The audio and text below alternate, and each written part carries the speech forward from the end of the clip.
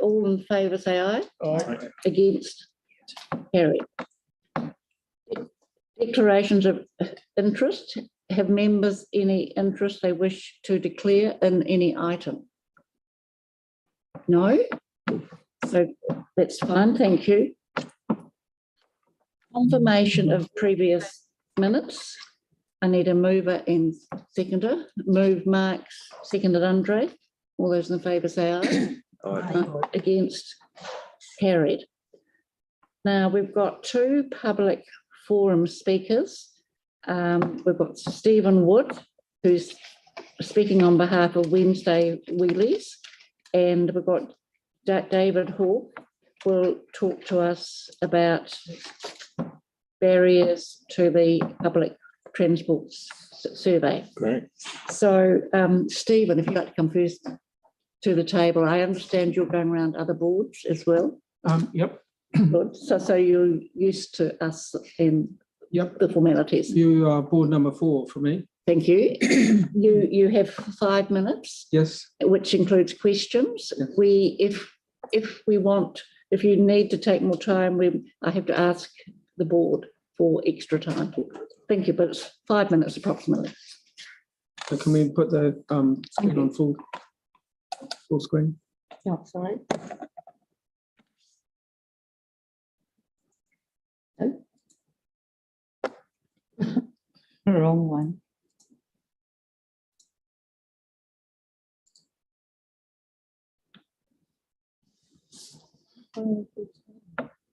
Is it the bottom right? Is it that one in there? Yep.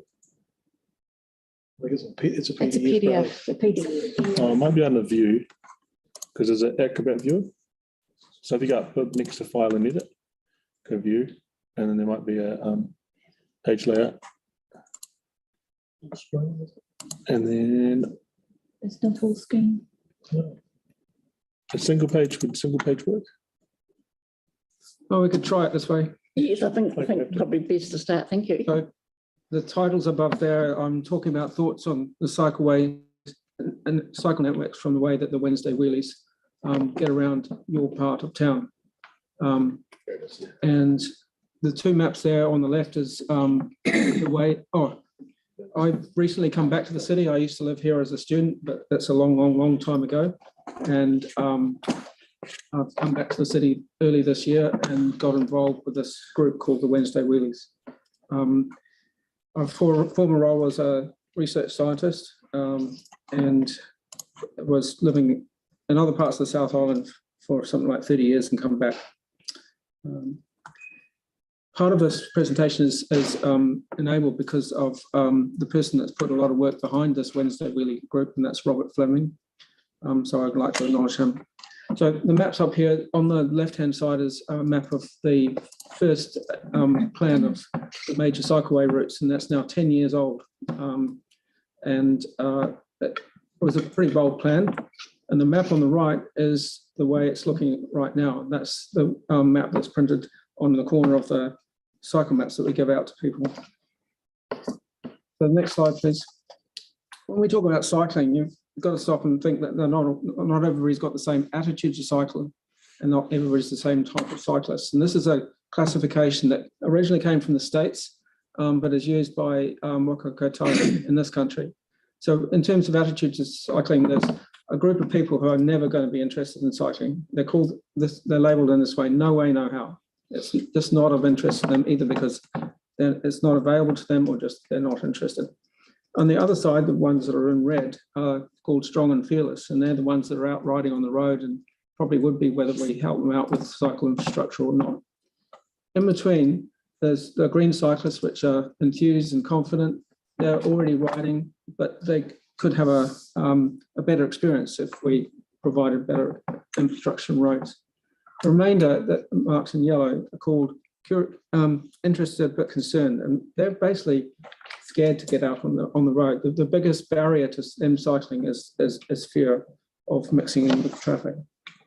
Now, those 4 groups, the proportions may change in a different population, and if they're going to have very different attitudes to using cycle infrastructure and to proposals to build cycle infrastructure. In fact, the ones that make the most noise are probably going to be the ones that aren't interested in cycling, or the cyclists who are confident enough to live without the structure, and they may have a bit of survivor syndrome. I can do without it, so everybody else can. But the people who are building the cycle infrastructure are those enthused and confident, the interested but concerned. The next slide, please. So this Wednesday Wheelie Groups, it started about just over 5 years ago. It's supported by the St Albans Residents Association and also Spokes Canterbury, which is a cycle group, which I'm also part of. It runs a social bike ride on Wednesday mornings. Because it's a morning weekday, it's mainly retirees. It's catering to those interested but concerned riders to try and help them get out into the city and discover what cycle network we've built so far. We're getting 40, 50 riders each week. And because we think taking a string of 40 riders out in one day is not that safe, we break them up into groups. So we need lots of group leaders.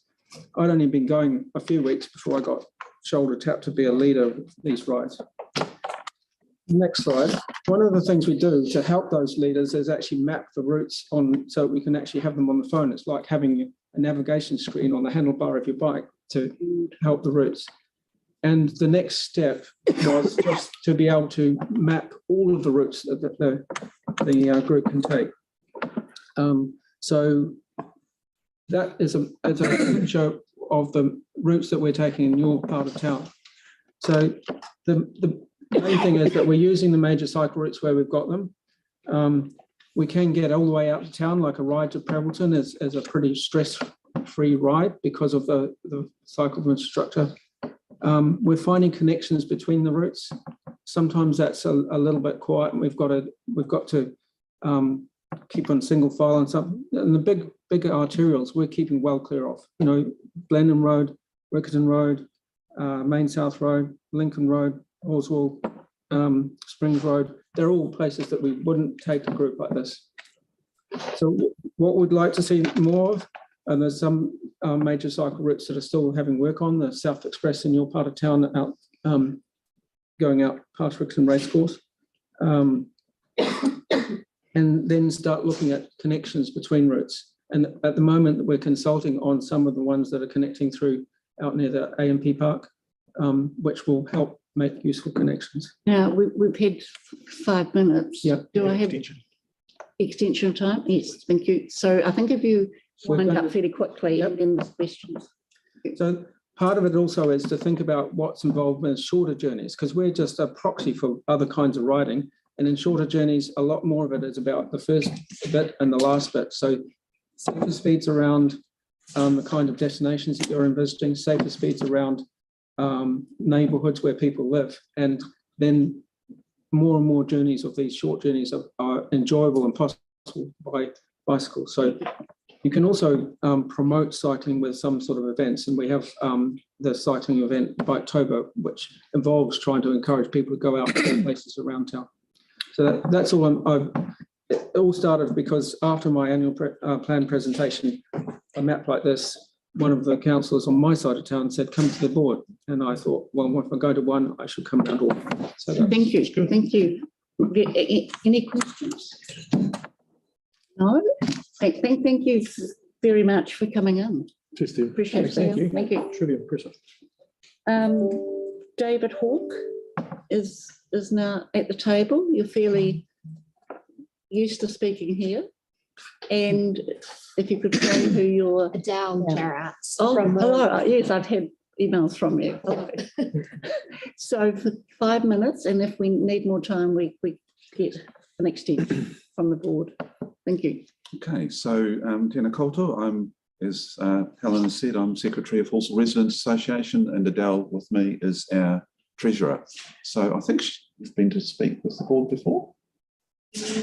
No. Oh, well, no, okay. no. Here we go. Been to watch before. Been to watch. Right. So anyway, thanks for the opportunity to talk to you today about barriers to public transport usage and uptake in Halswell, and this was sort of foreshadowed at your last meeting. things have happened since that meeting, and you'll probably know by now that ECAN is not proposing to review its Halswell bus coverage. You will probably know that. And instead of that, they're putting their resources into the frequency of the number 7 bus. What? And you'll also know, I'm sure, that the number 5 Hornby bus is to follow in terms of an increase in frequency. So, You said infrequency, David. no, frequency. So the proposal is to run them to every 10 minutes. So anyway, that sort of sets a scene, I think, for what we're talking about today. So in doing our work, we want to engage as broad a range of people as possible, not just the people who come to our meetings. And to help us out, we've run surveys using the Halswell Community Facebook page for a number of years now. And we use those results to broaden our views.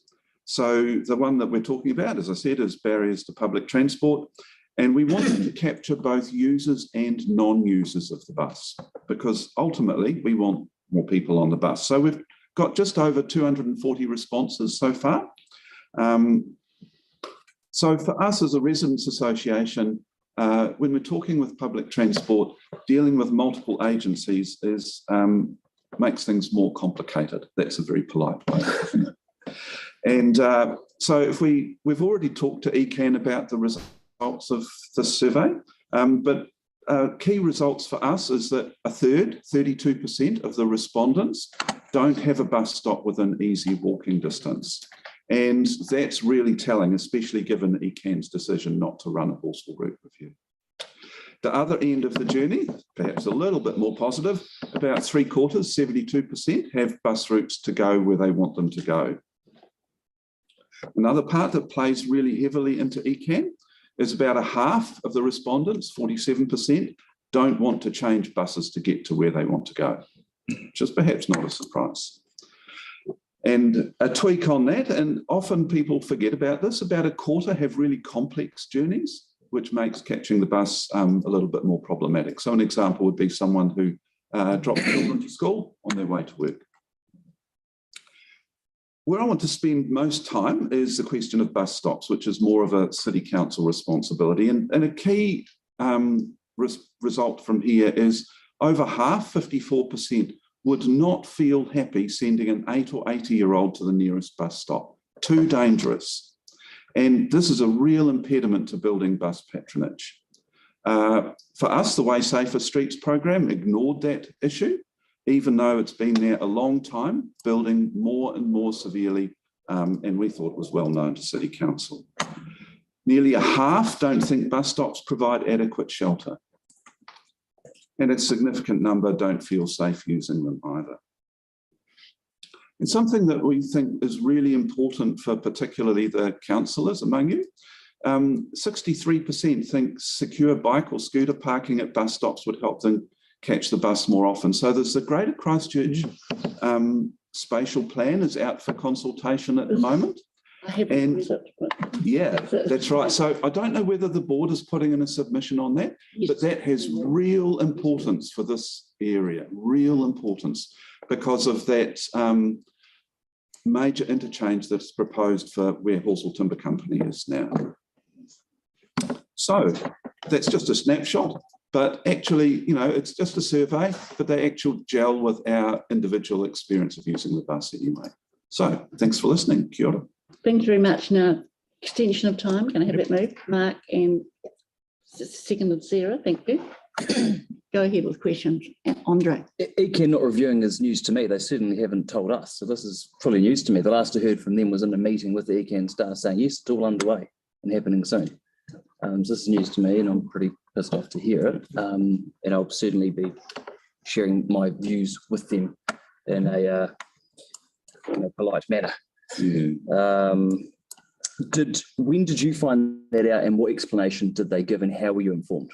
So we, Councillor Dion Swiggs, comes to our meetings. Okay, yep. And the explanation was basically we don't have enough money and we would rather put the, it's in our minutes of the last meeting that we had, of the tongue untied, the Residents Association meeting that we had. Dion spoke to us about this and explained that it's their explanation was a shortage of money, and they would rather put their funding that they have available into increasing the frequency of the existing bus. Thank you. So, there's probably a question that best to ask Ken. I'm just wondering why would they bother telling us for years and years and years this is about to take place and then change their minds entirely? There's seems bizarre. things happening like I'm sure that City Council is not like this. There's, but there are discussions and debates within ECAN between elected members and staff as to how all this plays out. Okay. And I think since this is a public online meeting, we probably should. Sounds like a coffee's overdue. I'll be having some fun with this one. Thank you very much. Thank you very much. Marie? Yes, just to add on to what you were saying, because I was at that Residents Association meeting when Dion Swig's talk, I gave a talk, and then I did ask him about the review for the at least the lack of transport, public transport in Halswell. And he said that there is a report going to ECAN on August 9th about the uplifting of the bus 7 route. So they're looking at more frequencies every 10 minutes rather than every 15 minutes. It does need to be done. Yep. And then I asked him about for the growth area of Halswell, what about those areas which don't have bus routes or bus stops? And he said that will have to be reviewed along with the whole of Christchurch anyway. So it's not just like, just for Halswell. It will have to be citywide that they will do that review. And for now, they don't have the money to do that, but they will focus now on this report that's going to ECAN on August 9th about the.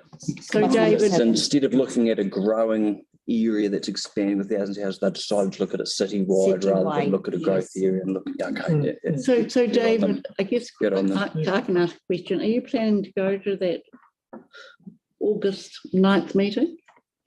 Well, we don't get invited to these sorts of things. If it's a public meeting. Well, I'm not sure whether the report would be presented in a public meeting or in a briefing.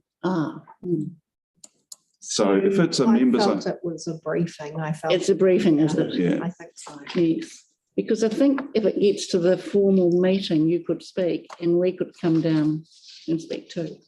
Yeah, the picking up, absolutely.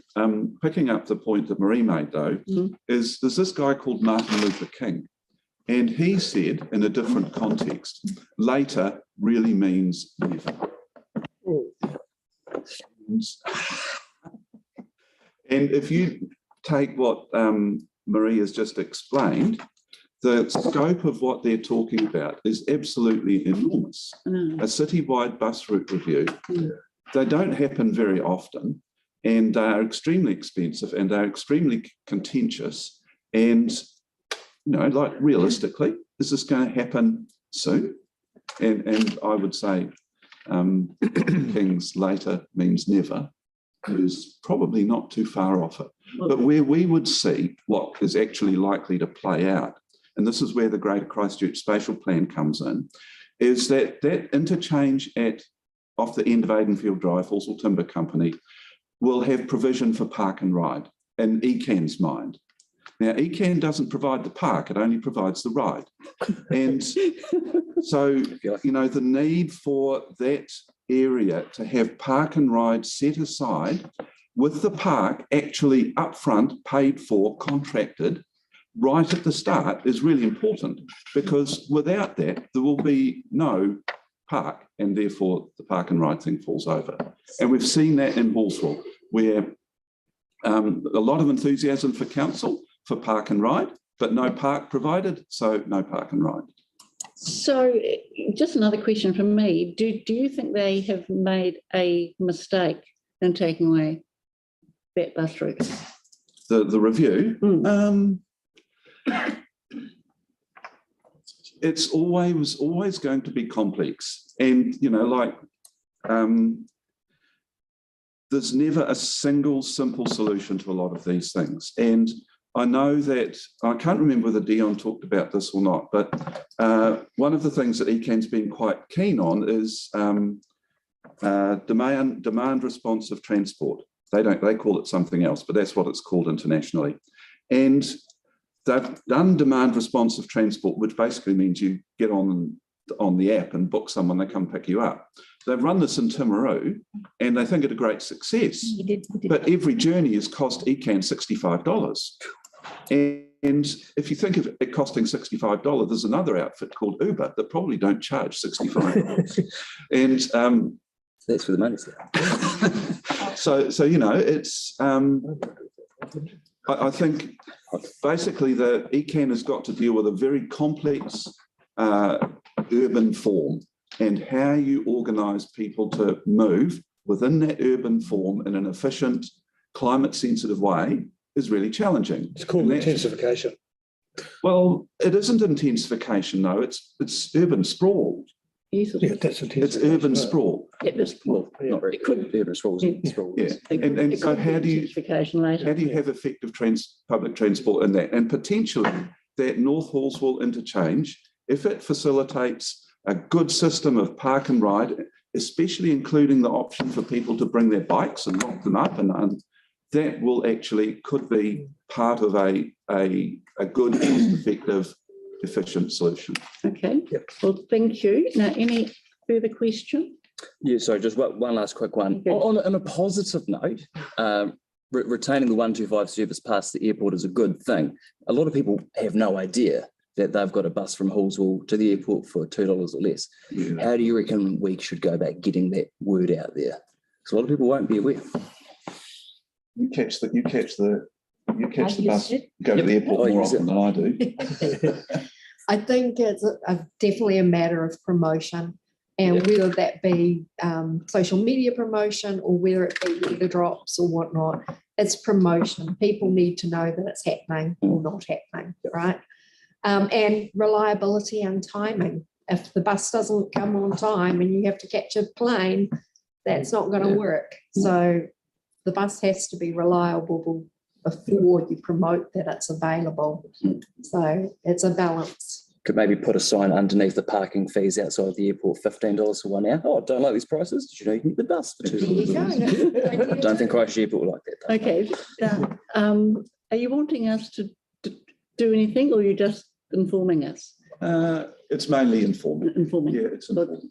If you can organise some things for us, we can come up with Can I just move that the board writes to ECAN expressing its So for your, disappointment? Yes. if I could just interrupt, Andre, so we passed a resolution or passed a request out of the last meeting, and I did actually send an email to ECAN asking them what it happened. It was to, And could they provide us an update? But Okay. they received a response yet, so I'll just follow up on that. if that's all actually, I right. think I might write to the CEO on your behalf of, is that all right? We've tried one The to board, from the board. lower level, Yeah. and we'll just go up a couple of notches. Yeah. Yeah, Can I suggest that you add to the chair of the council, because there's And the between you and me, there's a bit of division between the staff and the elected members. So I think having Fairly Councillor standard. Scott in there Yeah, Phil would be a good thing. No, Can that's I, fine. can I add Yes. also that we did raise it at our pre-informal meeting with the deputy mayor last week, and Thank you. there was support that we would to at least talk to ECAN or write to ECAN about this lack of public transport in Halswell. Yes, so I think we include the deputy mayor in the as a copy. Yeah. Yes, that's a good idea. She expresses severe disappointment that there's new subdivisions being built that are literally kilometres away from a bus to town, Okay. and he can have no plans whatsoever to Okay. address that. No, fact. we'll draft Severe- something and severe send it round first. I've been looking forward to it for years. You, okay. Thank you very much for coming in. Okay, Thank thanks for you. listening. Thank you. Thank you. Thank you. So now on to deputations by appointment. We have none. A presentation of petitions. Vishal Makwana, if I've got that right. I'm sorry if it's slightly incorrect. Yep, that's correct. Welcome. And you've got a petition for us Yes. on upgrading the Awatea Park playground. So if you wish to hand that petition round, or have we got it, Faye? So it was an online petition. That's Carried correct. out online and well, he's sent it in, so we can. Okay, so just sort of proceed. You've got 10 minutes. Right. And that includes time for questions, but we can have an extension if required. Thank you. Yeah, sure. So, yep, my name is Vishal. So I live in a little subdivision called Waipuna Park in Hornby. So it's very basic request actually. So one of the parks we have, only one park we have. So I think we have around 200 houses in our subdivision, and we have only one park, and that playground has only one slide. So this subdivision is one of the newer subdivisions, and most of the families are young families with little kids. I've been living in this subdivision for the last 5 years. I have barely noticed anyone in that park. No one comes to that park because there are no resources. So the other day I was discussing that with my friend, and he told me that there are many people who has the same concern. So like, I come from software background, so the first thing I thought was just create online petition and just pass it to others. So we created a little chat group. Yes, that's the one. It's a petition online. Yeah. So we created a little chat group, and you can see there is only one slide, no swing, nothing else. No one go there, to be honest with you guys. So I passed it to my friends basically first, and they passed it to others. And out of 200 houses, we got 135 signatures in just 1 month. Many people like wrote me like, because, so first I contacted City Council and I raised this and asked for a few things added, like swing or seesaw or something. But they obviously told me that there are money constraints and they cannot do it. So that's why I chased our councillors, and they asked me to come here and represent this. So I'm not sure the correct procedure from here. Okay, But Thank you. this is what we have done so far. so we receive the petition, send it to staff for advice, but I do want people to ask questions. Copy Mark.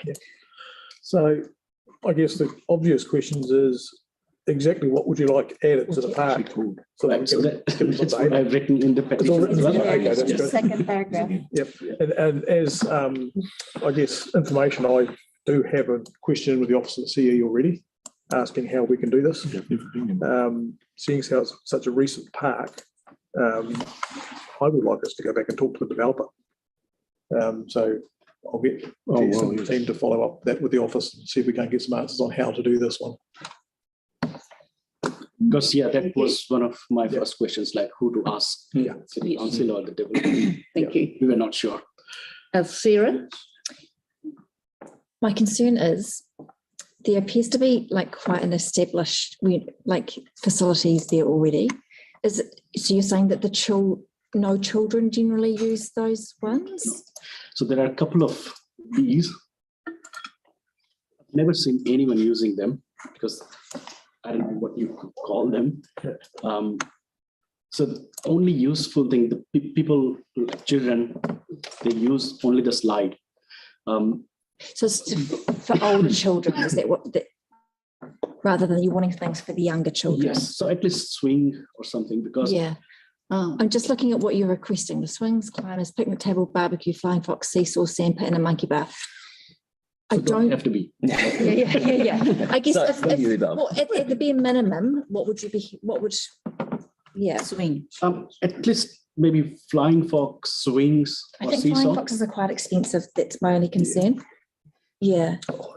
Just a question for staff. What mandates a renewal So when does it need to be? Now, I wonder if, 25 years. I wonder if Sarah could finish and then Tyler. Ages, right? Sorry about that. Oh, sorry. No. I was just asking for your minimum, what you would want. And you know, like this is a park that's clearly got facilities available already. And, you know, there are a lot of parks around town that don't necessarily have even what's there, and the things that are there need maintenance. So I'm just trying to, you know, put it into context. Like I would want you to have, you know, yeah. So from other people, what they have told me, like at least swing and seesaw. A swing and a seesaw. Yeah. Okay. Basics. Tyler? Sorry. That's I fine. was daydreaming. That's fine. Yeah, what does mandate a renewal? Because that's only budget that it'll be able to come out of unless there's a new project, right? Which is what they get back to the developer. And I'd expect that to be many years before that goes on the 25 years. renewal. Yes. Yeah. I think what we can do is send it through, get advice. Probably if we're going to do something, it will come through the next year's long-term plan. And we might have to drop off something else. But Helen, I've got a question. we all have a list of projects. Was Debbie there? Well, I've got, Yeah, I've got a question just when you're ready, Helen. okay, Marie, and then Andre, and then Debbie. Oh, yes, as the chair already mentioned, and we will probably need to seek advice from staff, because as far as I'm aware of, depending on the type of park that we have, there are certain facilities that are put in these parks. So also depending on the size, the type of park. So we'll probably need advice on staff, what they actually plan for this. And is this already a park maintained by council, or is it still with the developer? It's already with council. Yep. So, yeah, there will be standards for the types of parks and what play or equipment And will that's go into exactly them. why I asked the office the Yes. questions. Thank you. Andre, and have you asked your question, Tyler? I'm good. Good. Yep. Andre, and then Debbie. Are there still homes being built around there, or is it pretty much all done? Still some being built? So the developers still active in the area per se? On the corner. It's correct. Developer Yeah. probably left, but Yeah, because, there is a, Yeah, okay. Wilmers Road. Wilmers Road, yes. Yeah. Okay. Yeah, one of the challenges is there's all the playgrounds on a list of renewals, and they get renewed sort of once every 30 years. Yeah. So over the next few years, the playgrounds getting renewed are some that have got rundown, broken equipment from 30 years ago, many without a swing. So yeah, I think what Mark's saying would be worth a try. Saying to the developer, hey, you forgot the swing. Just before you go, yeah, the swing. It's definitely worth a The try. main problem is because there are mainly young families. Yeah. in this. Only young. Lots of kids. And you mentioned that barely any kids use it. Do they then go down to the Kihi Park down the road, or do they just not bother going to a playground at all? The other kids. Yeah. Tricky question, because you won't know every family's playground habits, but to your If I talk knowledge, about are they? myself, Yeah. We normally go to the one in Wigram Skies. Oh, yeah. So instead of using this one, they're tracking all the way over to. Okay. Yep. Gotcha. Debbie, who's on Zoom? Yeah, hi. Look, I just, my question will be at the end, but I just want to highlight approximately 18 months ago, some of the older board members may remember this, that there was a consultation that went out for our parks, and what came back, well, the question was, do you want council to spend money on little bits of many parks, or do you want to spend a lot on just 2 or 3 or 4 parks? And the result of that came back that people wanted bulk on, say, 3 or 4 parks.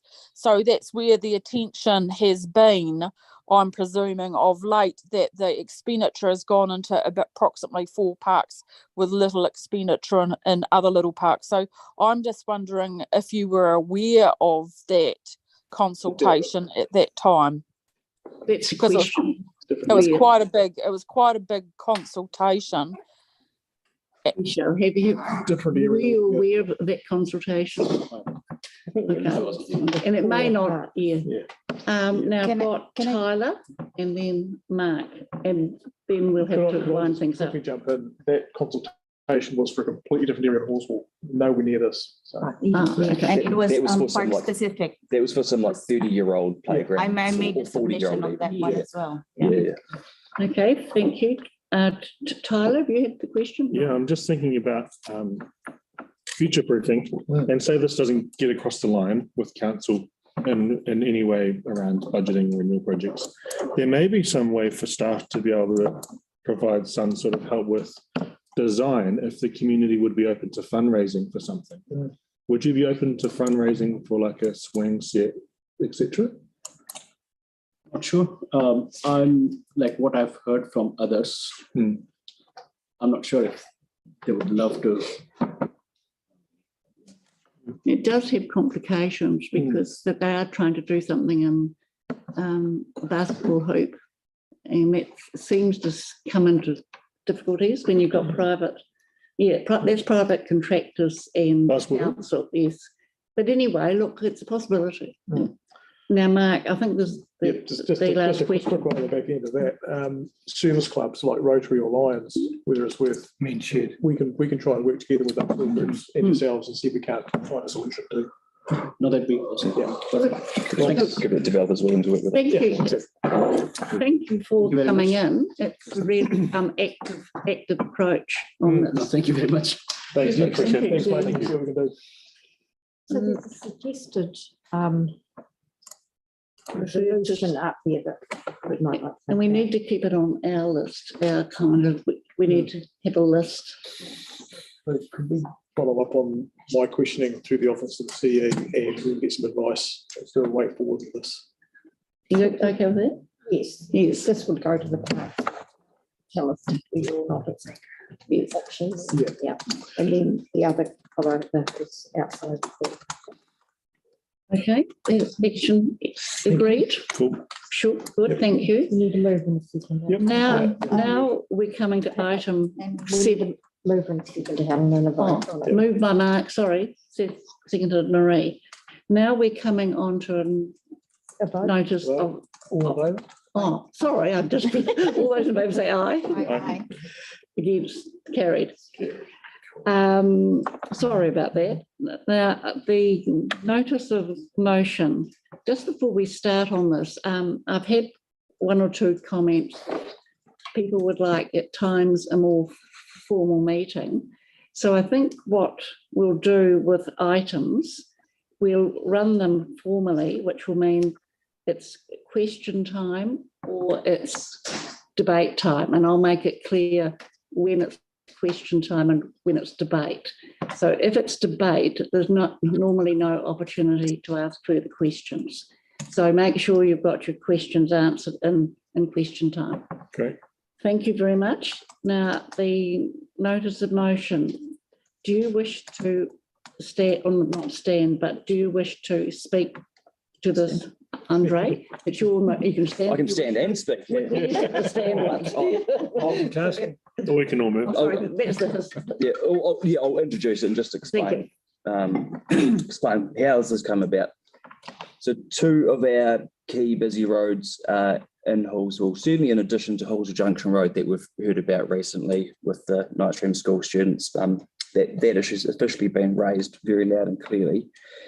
Dunbar's Road and Savies Road. So they are home to roads that are connected to subdivisions that were built around 20 years ago. Country Palms, which is soon to have beside it Country Downs and a whole lot of other subdivisions. And Dunbar's Road connects Aidenfield with Oakland School. So those subdivisions existed for about 20 years, but there's still nowhere safe to cross either of those roads. They're very busy roads. The speed survey data we've got shows really high speeds down them. These roads aren't included in the safe speed neighbourhoods changes that have just been made, but in reality, lowering speed limit on these streets wouldn't actually do the trick anyway, because they're great big, Sabey is very wide open road. It's naturally not going to slow cars down anyway, just by lowering the speed limit. So what I'm asking for is just some form of pedestrian intervention. I'm not looking for anything expensive, even just curb build outs or pedestrian refuge in the middle of Sabey's Road, for example. Even something along those lines would be a huge help compared to what is there currently. And what we've got is indeed consistent with one of our community board priorities for the Halswell ward, which was to advocate for safe, accessible pedestrian connections to significant community destinations in the Halswell ward. Being able to get to school safely is certainly a significant community destination. And in light of news of ECAN not reviewing the 7 bus service, I would also add that much of Dunbar's Road and Sabey's Road are nowhere near bus stops to town, nowhere near. So as the growth continues in Halswell, we're going to have even more cars and still no buses. It's in the bus stop at the Halswell Road end of. So not to town. Okay. Yeah, not to town. So you need to walk all the way to, and the other end of Sabey's Road, quite far away, or the other end of Dunbar's Road, where I am. I'm over a kilometre away from my bus stop town. There's people even further away than me. I did put this notice of motion forward in April 2022, but I was advised there's no need because the work is already underway. But it sounds like there isn't work already underway as such. So I'm just formalising our request for just something on these roads with this notice motion. And thank you. Now I've got a mover. Do I? Debbie is happy to second. Second. Debbie. Yep. Good, thank you. Yep. Debbie. Now, is there any debate? Are you wanting to speak further on this? No, thank you. Questions. Does anyone else wish to speak? You know, questions. People might have questions.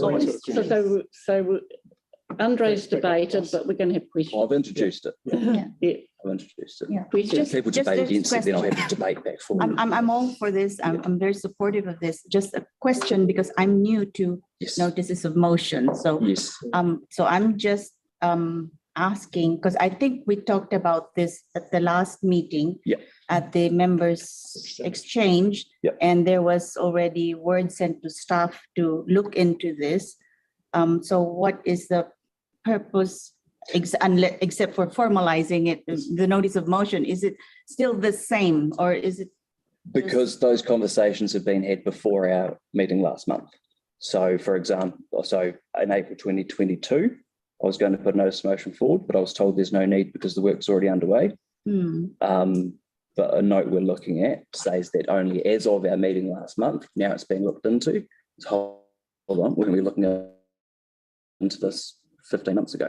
Right. So this is purely to formalise it, but also the notes from the meeting last month just make mention of one road, but not the other. If I recall correctly, they just made mention of Sabey's Road, but not the Dunbar's Road. This just formalises the process and makes mention of both roads. All right. Because they're both quite similar issues. Okay, thank you. Needing quite similar. Thank you. So we're questions. Henk and then Mark. Why are you not asking for pedestrian crossings, which would slow traffic down as well as guarantee safe passage? We're best to let staff come back with advice on what solutions are available. Safe pedestrian access. Drop them a hint. So safe pedestrian access would likely mean, could be Refuge Island. The situation for Dunbar's Road will be quite different to Sabey's Road. Dunbar's Road, you may well not be able to fit an island in the middle of it, and that's where build-outs might be better. So whenever we're really specific with what we're asking for, traffic engineers have to have a look at what needs to be done and what can be done anyway. You need to make them feel important. No, I reject that. Safe pedestrian access would also, if it's done right, helps naturally slow cars down. So that's kind of the whole point of this, and provide a safe way to cross the road. Okay. But as I say, it'd be different for each of them. Are you fine, Henk, with that? No. But anyway, that sort of debate, I guess. Debatable question. I've got an interesting question, but it's probably going to be more for staff than it is for Andre. But from my recall, Dunbar's Road doesn't even have a curb line. It's purely got marker posts and On one side. swale. Yeah. Side. That's right. So this could be quite problematic, I'm thinking. Yeah, so that's why I'm careful not to say I know what the solution will be and what is possible. Yeah. But there's a couple of sort of key obvious parts of Dunbar's Road where there's a walkway coming out of Avonfield, but you're about 500 metres each way to get to somewhere to cross the road. And actually one of those 500 metres takes you to a busy roundabout that isn't actually ideal to cross the road anyway. In fact, part of that roundabout, there was no consideration given to disabled people either. Because you literally could not get a wheelchair over part of that side of the road. But so I'd love to have a word with whoever was making decisions around that part 20 years ago. I just want to talk with them. Yeah. Sarah, question?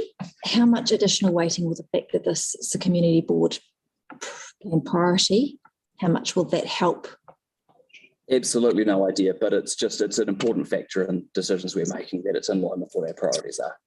Yep. Would it not, though, give it a lot more weighting, given that it's one Well, of the staff have to weigh up the amount of work on their plate and what issues are, more urgent than others. Yeah, so there's a number of factors. But that is one of the reasons we. Because otherwise, what's the point in doing our priorities?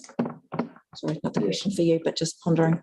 It will go, my guess will go into the staff, and because it's a notice of motion and it's formalised, it will have somewhat more weighting.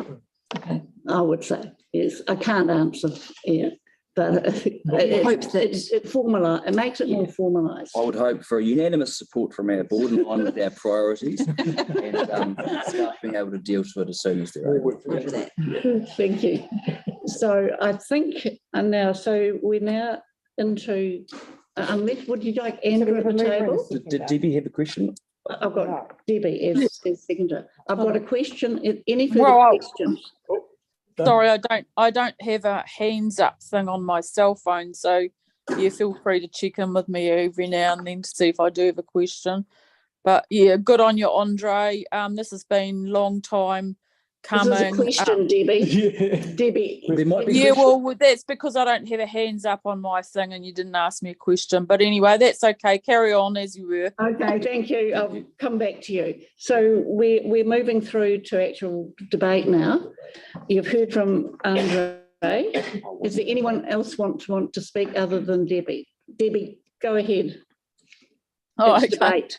Yeah, I mean, it's been going on for safer roads for a long time, and it does depend on what type of road it is as to what kind of solution there is. My only concern is that they don't put in something on a bend like they did in Aidenfield Drive, which they spent put a pedestrian refuge in there right on a bend, which is so dangerous that nobody ends up using it. So hopefully it'll be in consultation with the board as well about where the best places are and for what requirements. But it's certainly been long overdue. Thank you. Mark, you want to speak? Yeah, I just want to say, good job, Andre. It is long overdue. It's a shame we have to bring it as a notice of motion to get this recognised and get some action to move it forward and get it happening. So hopefully we'll get some timely response on this, and we can start building it into next year's long-term plan, I guess, to try and get this actually done. Thank you. Well done. Good luck with this, and hopefully we can have this happening. In fact, we should be doing it everywhere as a matter of course, identifying places like this and making it safer for our kids to get around between suburbs. So good on you. I'll fully support this. That's great. Thank you. Any further debate? I wasn't, but I will. So you're exercising a right of reply? Yes. Yes, that's fine. Because I'll just add that policies have improved since 20 years ago. So if these new subdivisions were built today, they would have some form of a small amount of pedestrian infrastructure built with them. So for example, on Glover's Road, it's actually a smaller road. It'll probably, the way they're doing it, end up less busy than these other roads, but it's had this infrastructure built in with it by the developers. But 20 years ago, that wouldn't have been the case. So it's just a couple of streets that have just sort of been forgotten along the way. And there's just a small fix to right that policy that didn't exist 20 years ago. There should be no risk of any bends, however. They're both very straight roads, Debbie, so fear not. We shouldn't have that issue on these ones. That's all for me. Thank you. Thank you. So I'll put that resolution. All those in favour say aye. Aye. Against? Carried. And Faye, can I put it carried unanimously? I think. Any objection to that? No? Good, thank you. Thank you. Now, staff reports, we've got a number of items. I indicated on an email. I think we can probably go through to number 13, from 8 to 13 fairly quickly. Has everyone had their questions answered on those, if you have them? Are you doing all the items? Oh, no, I won't move them as a group. I can, if in fact you want me to, but I was planning on doing them separately. So you mean, are there any questions for item 8? From 8 to 13. So we have staff available on Zoom to speak to item 8 if anybody wants. No, I'm happy to move it. No, so we'll unless there's any issue, we'll move through them quickly. 8, we've got a mover, Mark. Yeah, I have a second one. Seconder, Tyler. All those in favour say aye. Aye. Against? Number 9, 22 Tyne Street. No proposed, no stopping restrictions. All those in favour say aye. Is there stuff? Yeah, Andy's Oh, here. mover, sorry. Oh, Yeah, Andrew's here from the table. If you want to come to the table, Andrew. So the, yes. Next 6 reports anyway. So we'll just move through them unless anyone's got a question. I've got a Maria, question. you want to move it? I got a Question. question. A question, okay. That's 22 time. That's 22 Tyne Street. I think this wasn't your report. No. No, but Yeah. I Sally, did send my earlier question. yes, so Sally and Marshall's helping me because we get quite a few jobs out this way. So Sally's a resource I can help with the number of these tickets that come in. I think the question was, why wasn't the whole of Tyne Street along one side have its parking removed? No. So there was the alternative options, and the alternative option was only do nothing. Yeah. But then there was, in the consultation, there was some feedback that why not consider the whole of the road rather than just that bit. And so my question was that assessed by staff, that request for consideration about the whole road? Was that, was that considered as an option and assessed? I spoke to Sally about this because towards the south, I think what's the southeast of Tyne Street, there's actually an indented parking bay that was constructed to allow parking. So it was felt it wasn't needed to remove parking along the length, and that's why it wasn't progressed. That's often something that's considered at the start, but in this case, given the type of environment is, and given there's a purpose-built recessed bay, it didn't seem to make didn't seem to be any benefits from removing it. Plus, removal of parking is generally unpopular, so we thought we'd do what needs to be done and leave the rest. Yeah, that's a good idea. Yep. Cool. Happy to move, Helen. Thank you. Tyler moves, seconded Sarah. All those in favour say aye. Aye. Against? Carried. Thank you. Might have just stay at the table, Andrew. It's not quite orthodox, but 10 Whitfield Avenue, a mover for that. Marie seconded Gamal. Let me bring it up. Great, Steve. Okay. So that was Marie and Gamal. And Gamal. Thank you. All those in favour say aye. Aye. Against? Carried. Thank you.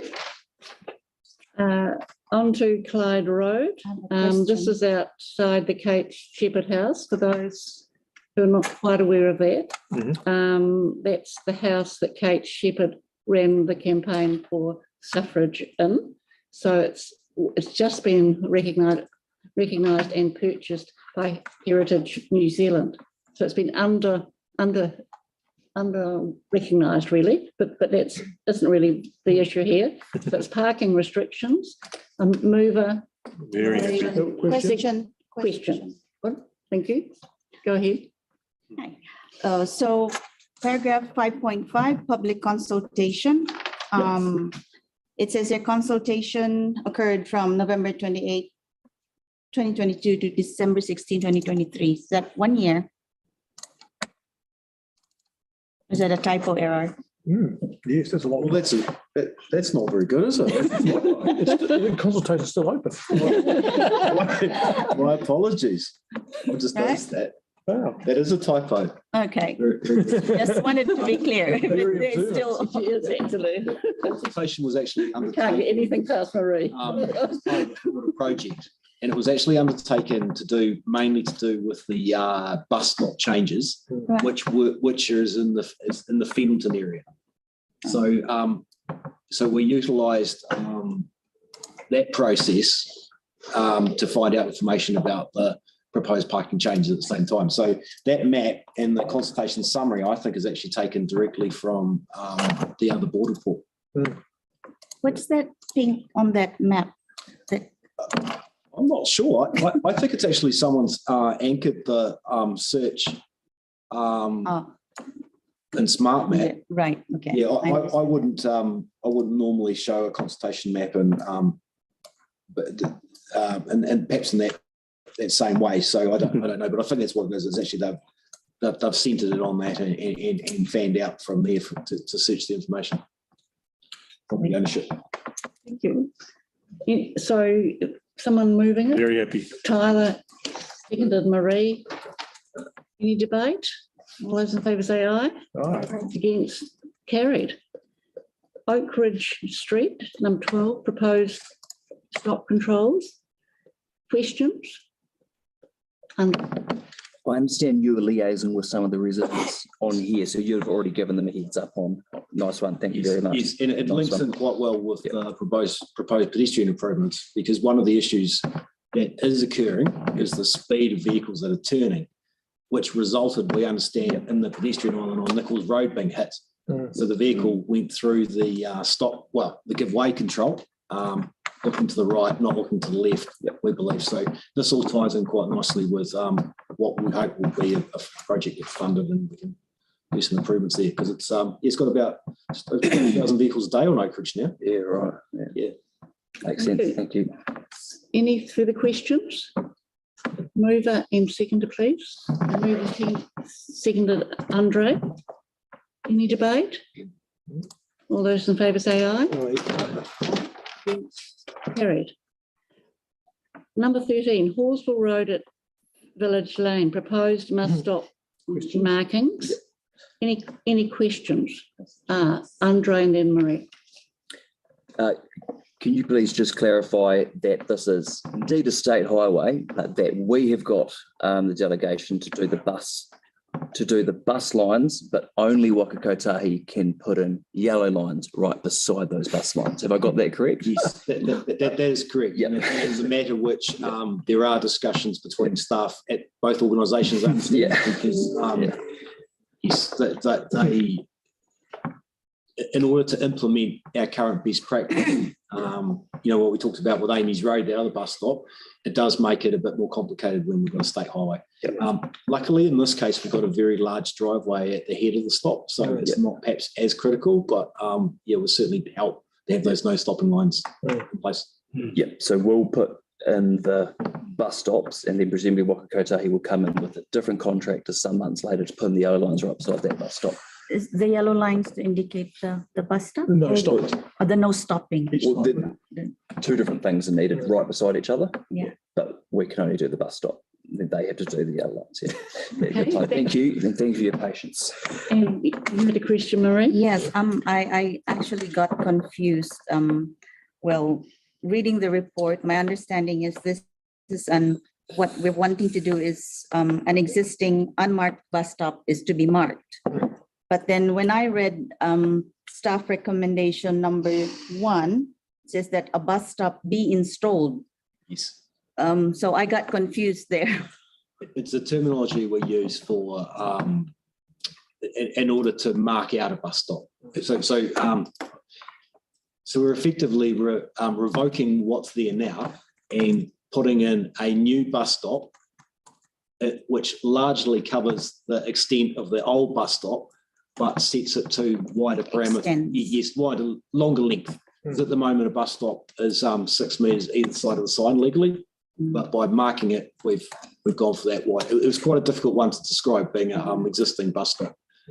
Okay, probably it's just me, but it would have read better for me if we revoked it first and then approved for the new, to install a new bus stop. But yeah, but that's all good. It just made me confusing.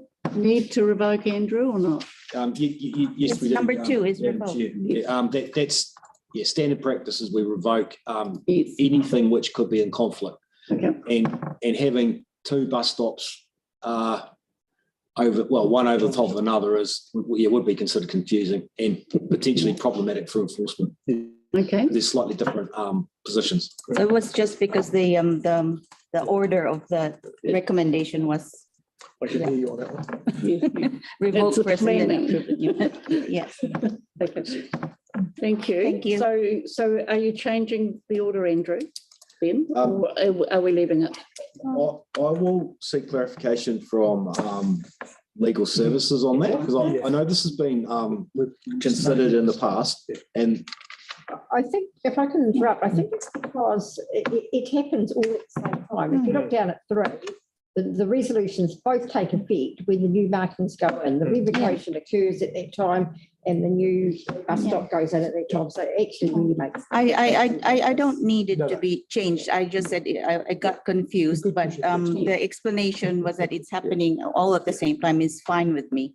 It was just the order that I read it, so it was confusing. So no further basically, we'll actually approve it, but you'll just check on the order after we've approved it. Thank you. So It's not now, we're marking a bus stop. That's we hardly want to hold it up, do we? No. happy to move. Right, move. And Andre, second to Marie. Any discussion?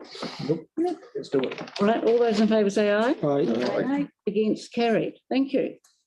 Now, this one I thought might need more discussion, or it may not. 14 redundant mobile library bus stops. Now, I hadn't fully been aware that the mobile library had stopped in certain areas, so that's why I was, okay, so who want a question or to move?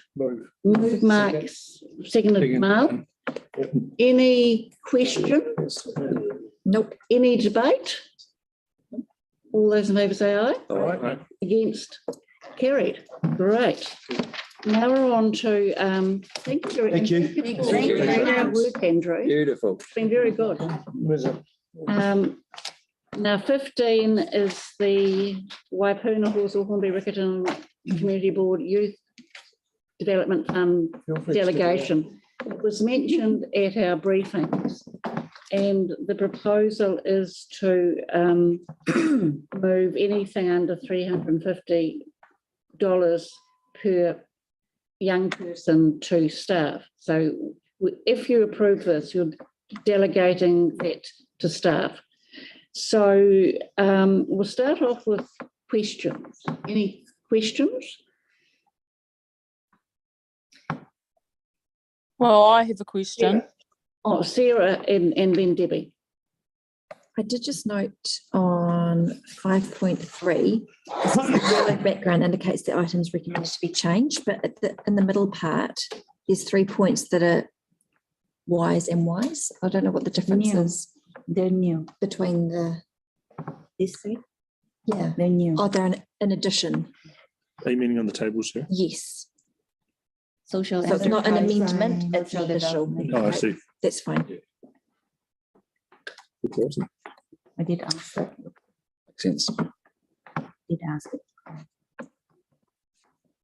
So the question was asked? It's answered. Yes. Okay, thank you. Mark. Or did Debbie have a question? Oh, sorry, Debbie. go ahead. Yes, thank you. I'm just wondering, how does this, us delegating back to staff, how does that work when on some occasions we increase the amount? So we won't get to see it to do that.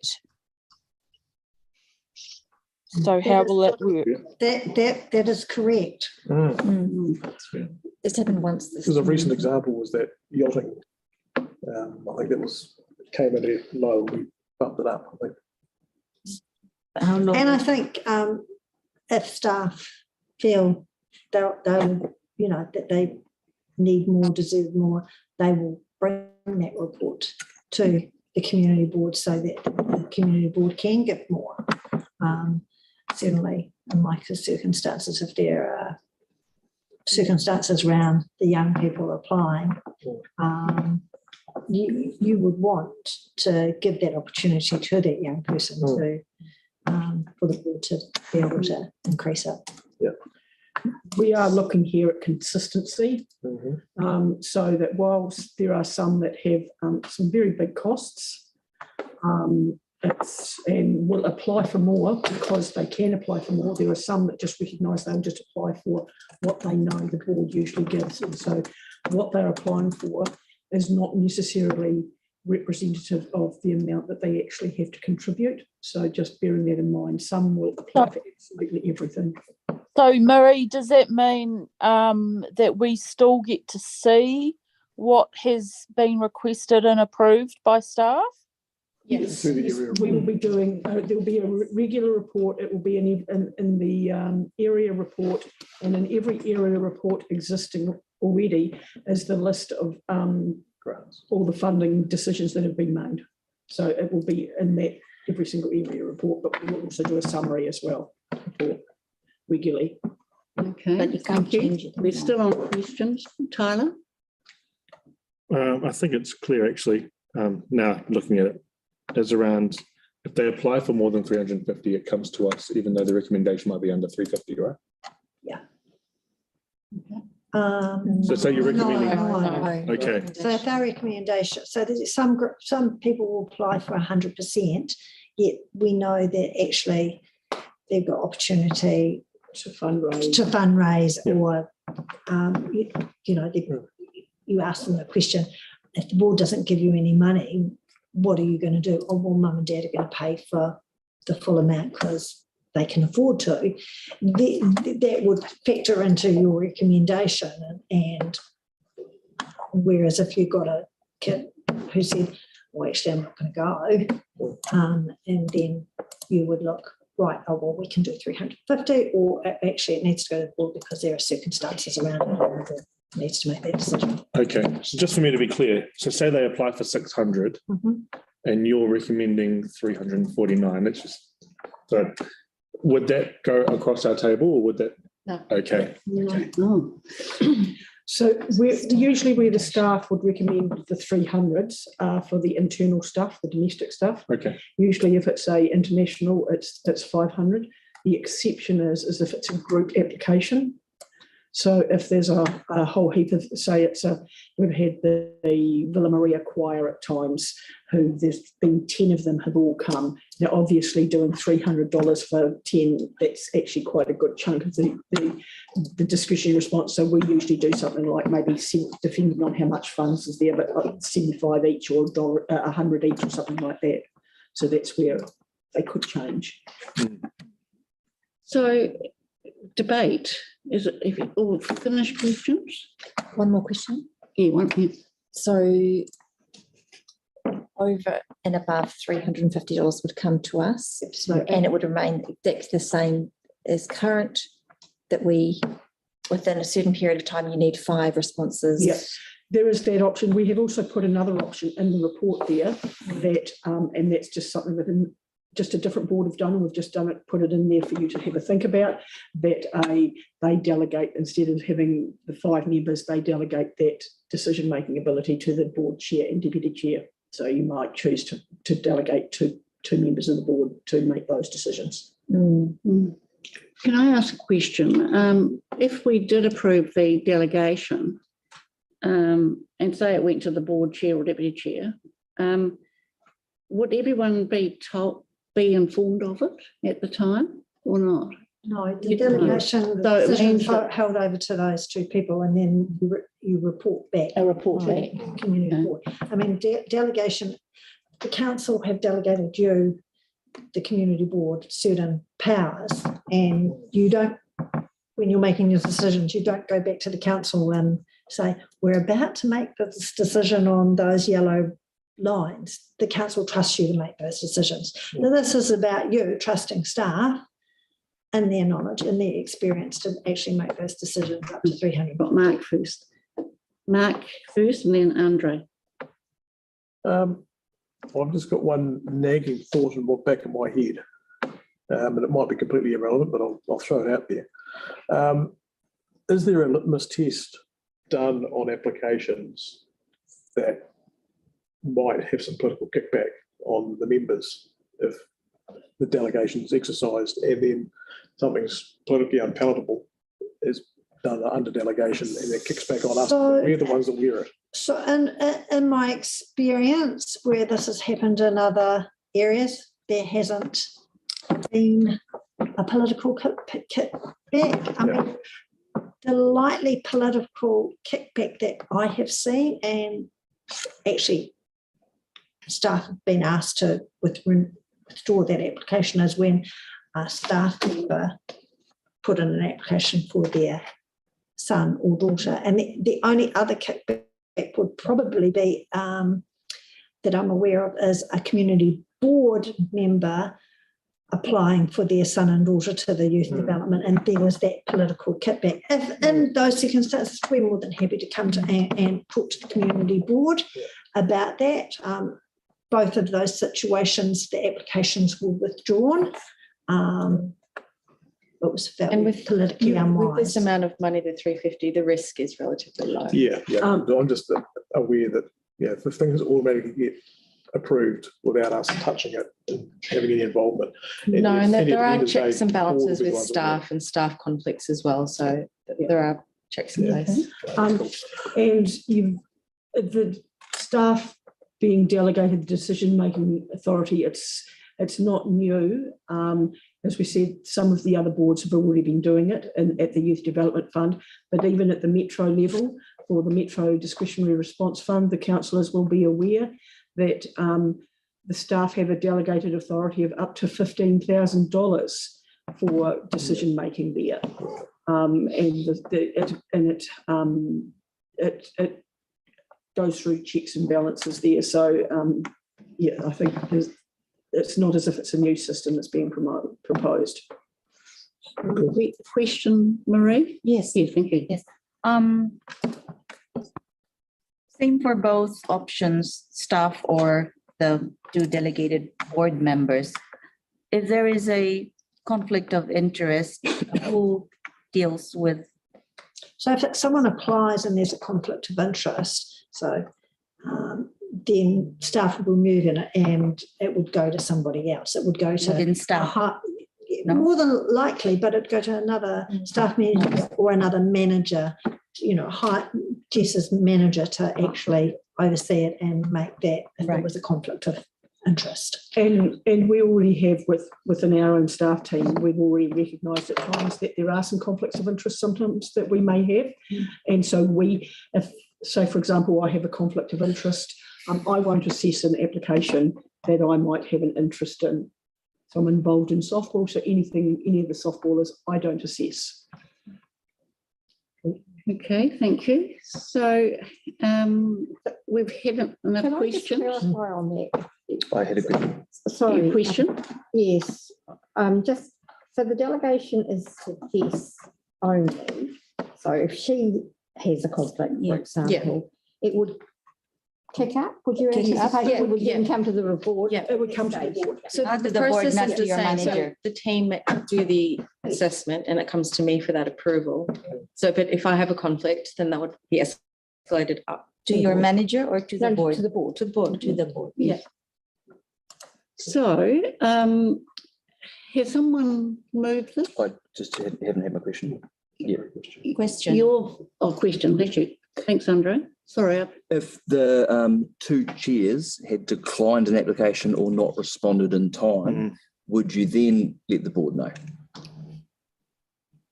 Or would it disappear into the abyss? If the board, I mean, so that it's been declined, Yes, they still get to, they'll be getting notified that that application has been declined in their board report. Yeah, but if so if the delegation was given to the chairs, Yeah. in 4 point whatever it is, Yeah. 4.2. and they declined or not replied, the rest of the board wouldn't find that out until they see a monthly area report. Correct. Gotcha. Yeah, understood. Thank you. I've got something to say. When you're ready. Debbie, I'm just asking now, have you got a question? We're just about to either move the resolution. Yeah, just a question. Yeah, just a quick amendment. Just a quick question, hopefully. Yeah. So is this the only difference? I'm only seeing one difference. And is this it? Currently, we have 5 gatekeepers on the board for such a funding situation. You usually need 5 approvals from the board. So what you're asking for is a change to 1. There's a range of options there, Debbie. So there's the delegated authority up to 350 there, and the option of it being above it still is approved by 5. Oh, yeah, I'm talking about the delegation that you're wanting us to hand to the staff. So it's going from 5 board members that would normally approve it to now 1. Is this basically the only difference? Up to $350. Yes, that's correct. So making that split. So anything over 350. No, I'm not talking about over 350. I'm talking That's about correct, Yes, that's correct. Thank you. The other changes that are suggested are as part of the criteria, and that is the number of times that an individual, the main one really is, the two are the age range, so changing the age range from 10 to 25 years to 12 to 25 years. And the other change is putting a cap on the number of times an individual applicant can receive a youth development grant. So that's in the example where for example, recently we had somebody who's just come for the 7th time. So it would be capped at 3 times. Yep. Okay. Unless This is an exceptional circumstance. So look, referred to the board. I just think it might be quite helpful to suspend standing orders for a moment, particularly over the 350 delegation. That seems to be the one that had some contention. And if everyone would just like to speak once if they wish to. We need to move the second to suspend standing Well, orders. can I suspend standing orders? Moved, any seconder? Gamal, thank you. So this is just to have, this is the one I think that people are a bit concerned about. So if we'll just go either around the room or people, who wants to speak on that? Thank you. Staff recommendation makes sense. Happy to support. Me too. Thank you. So you support staff delegation? Good. Any, Mark? I'm a little nervous. Sorry? I'm a little nervous on the up to 350. Yes. To be honest, but other than that, I'm happy with the rest of it. Yeah, I'm just a bit edgy about not being able to increase the amount. And we did have one recently where it was a young man from quite a disadvantaged background, and it was recommended 300, and we moved it to 400. Well, we could have moved it potentially to 5. If he'd asked for 500, we could have moved it. So I'm somewhat against this on the grounds that we're not going to have any flexibility as a board to raise the actual level. So that's my view. Tyler and then Pink. I've just got a question for staff. It seems like there's some hesitancies here. I was happy to move the recommendation, but if there was no appetite to work with this recommendation, that we may be providing some elected members' eyes to work with staff if there is things of contention. For example, say there is a young person going for $400, and then the staff recommendation is $350, and if staff feel that that it might come to the board and there may be some need to up it outside of the board, that it goes over someone's eyes first before anything else happens. Because what it feels like there's hesitancies around the lack of eyes. I think in this case, it should either be moved or not, because we're questioning a delegation. So it's that trust that you're putting onto staff. So I think if you're going to have second eyes, there's no point in having that delegation. Just vote no. Yeah. So, Fair enough. so I think four we're probably fine with. Are you still going around the room, Helen? Yeah, sorry, I'm just trying to clarify. I think we're right with four. So we're really this concern about who decides and how it's done.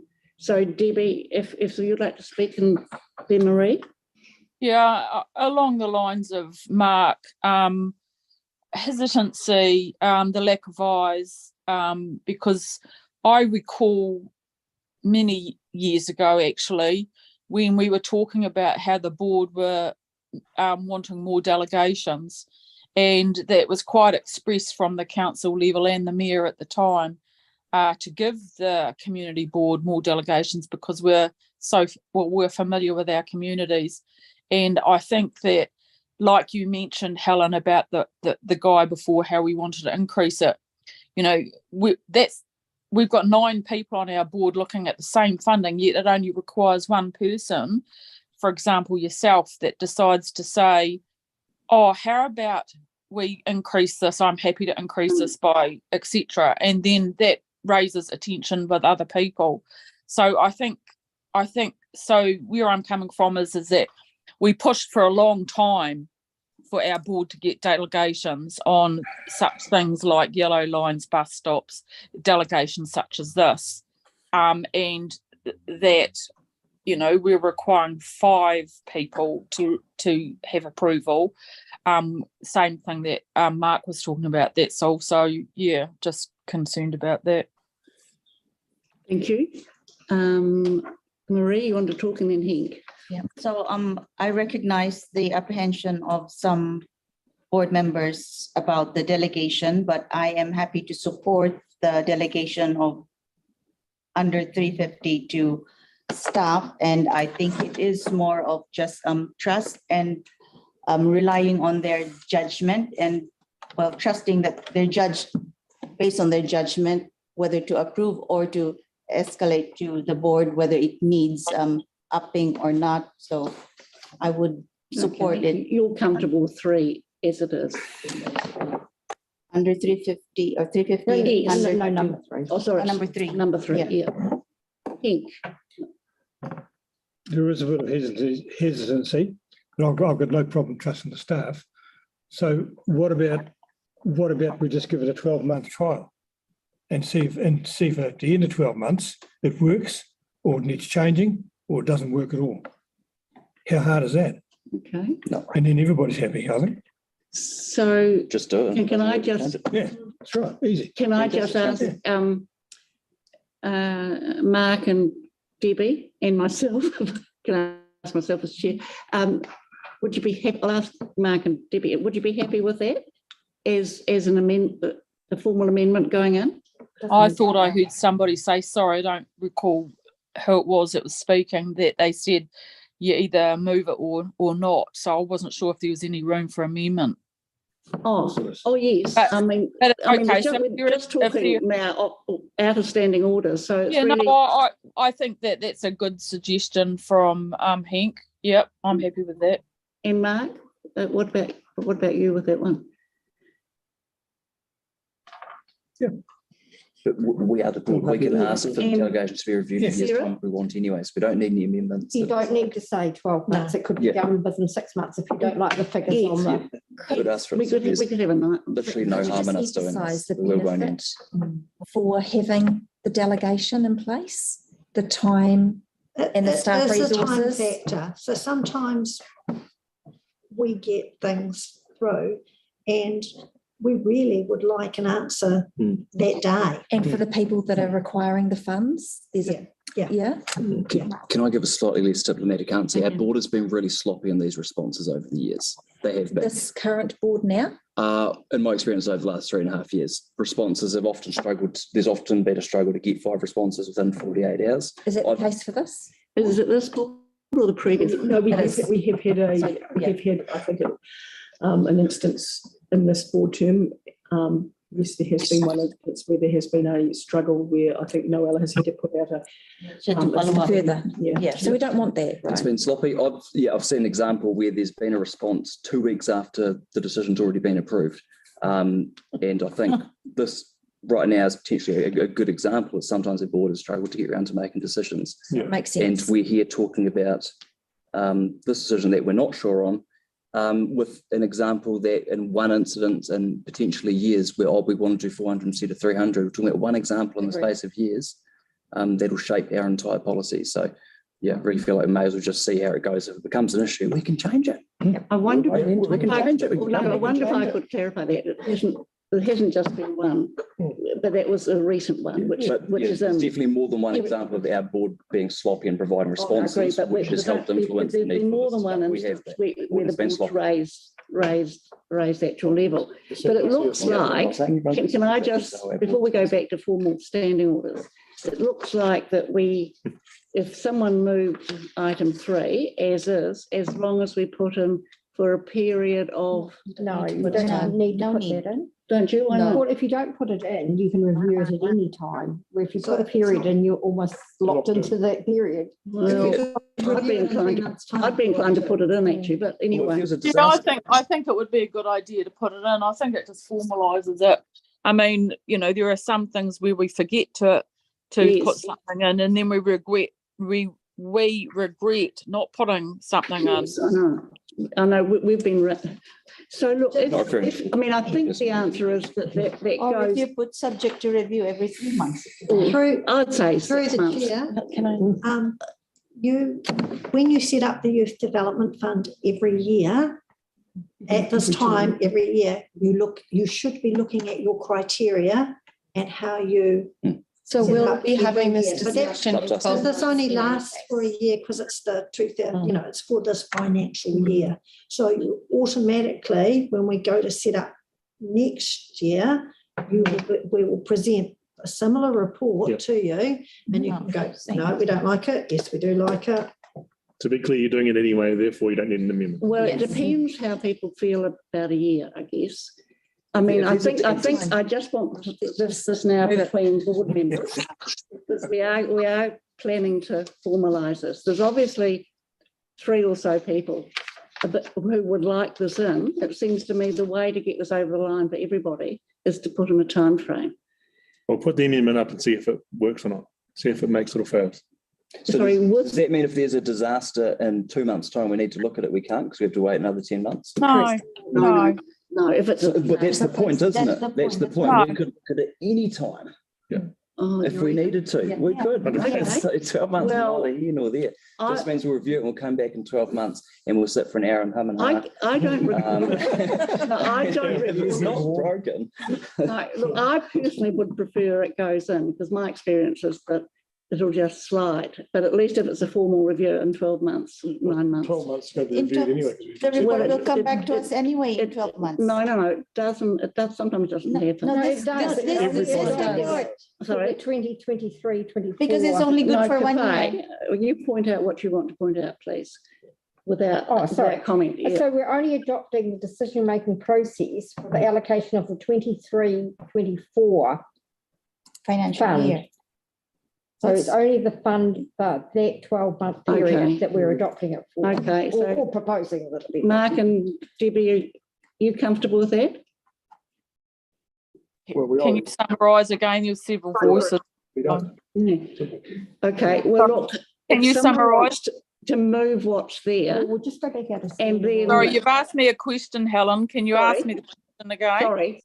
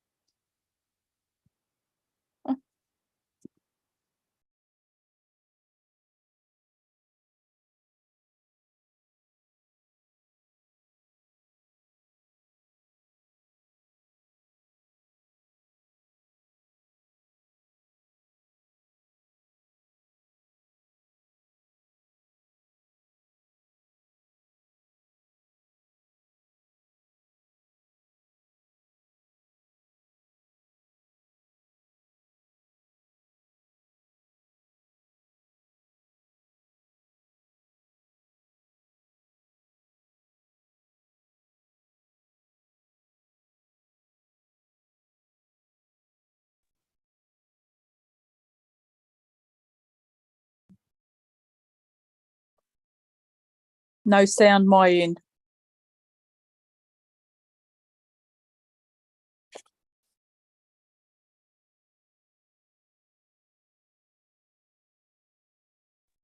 Could we have two put separately? Because two is the contentious one. Everything else, I think, is we're all in agreement.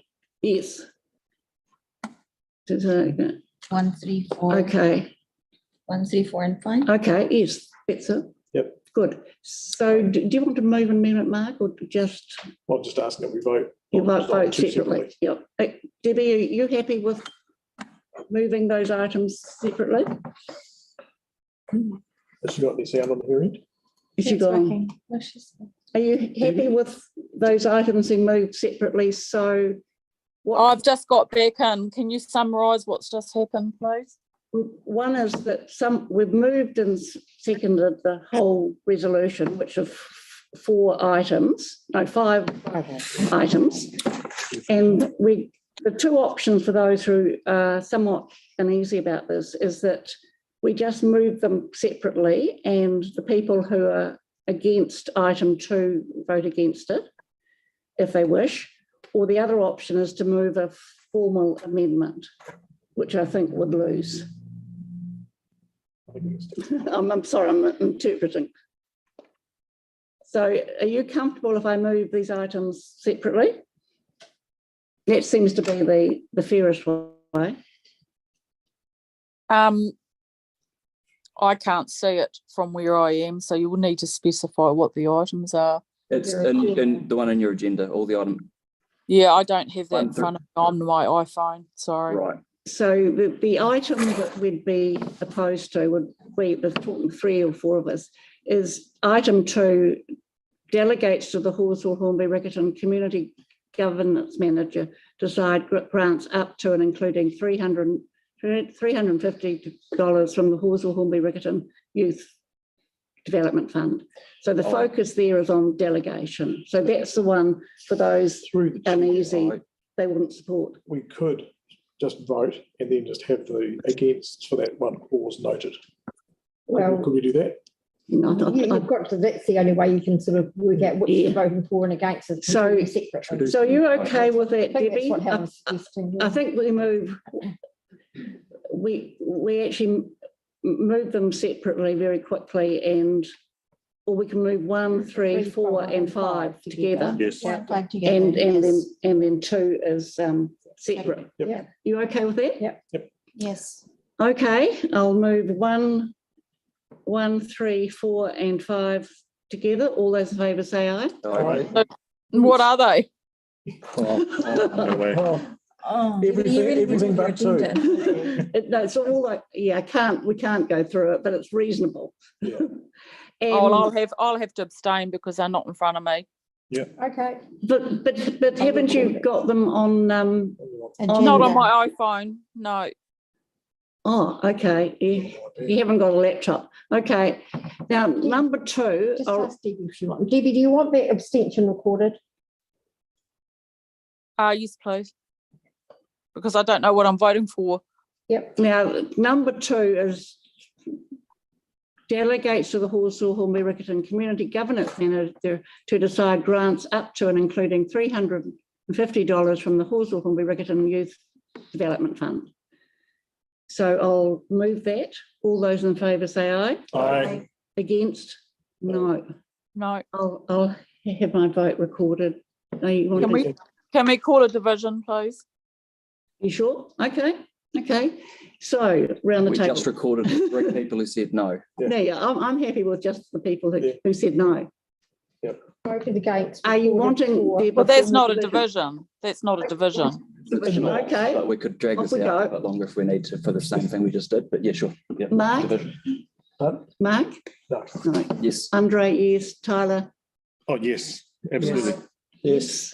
Pink, yes. Yes. There is. Yes. Marie? Helen, no. And Debbie? And Debbie? No. Thank you. And do those people who voted against want their votes against recorded? Yes. Thank you. Yes.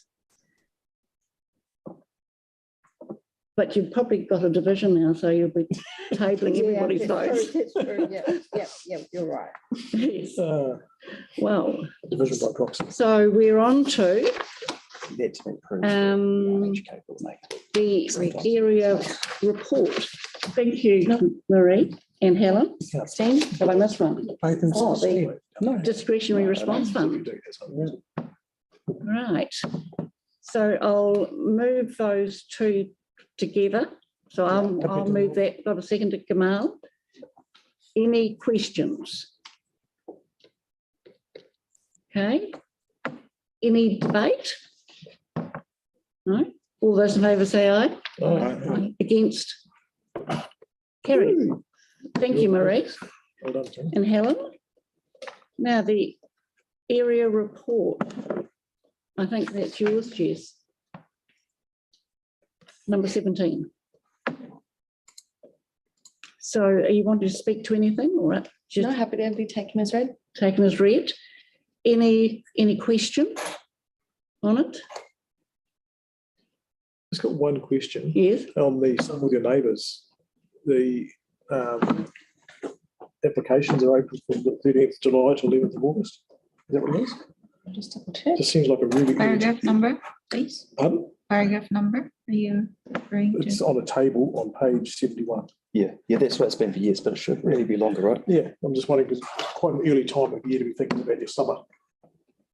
Yeah, Yeah, I can you agree. bring that up, Andre, or what? Yeah, but the advice I've been given is that if people want to make an application for something along those lines, they still can to our board. It just might go through a different kind of phone. Is that it? Yeah. But the Some With Your Neighbours, that's a Christchurch wide thing. So to actually extend the time out on that would need to be a, essentially just okay. Yep. Yeah. So it's feedback we should provide as a board. Yep. Can I question the Greater Christchurch Spatial Plan, which Mark kindly gave me? And it's tangled up to some extent with Plan Change 13 and 14.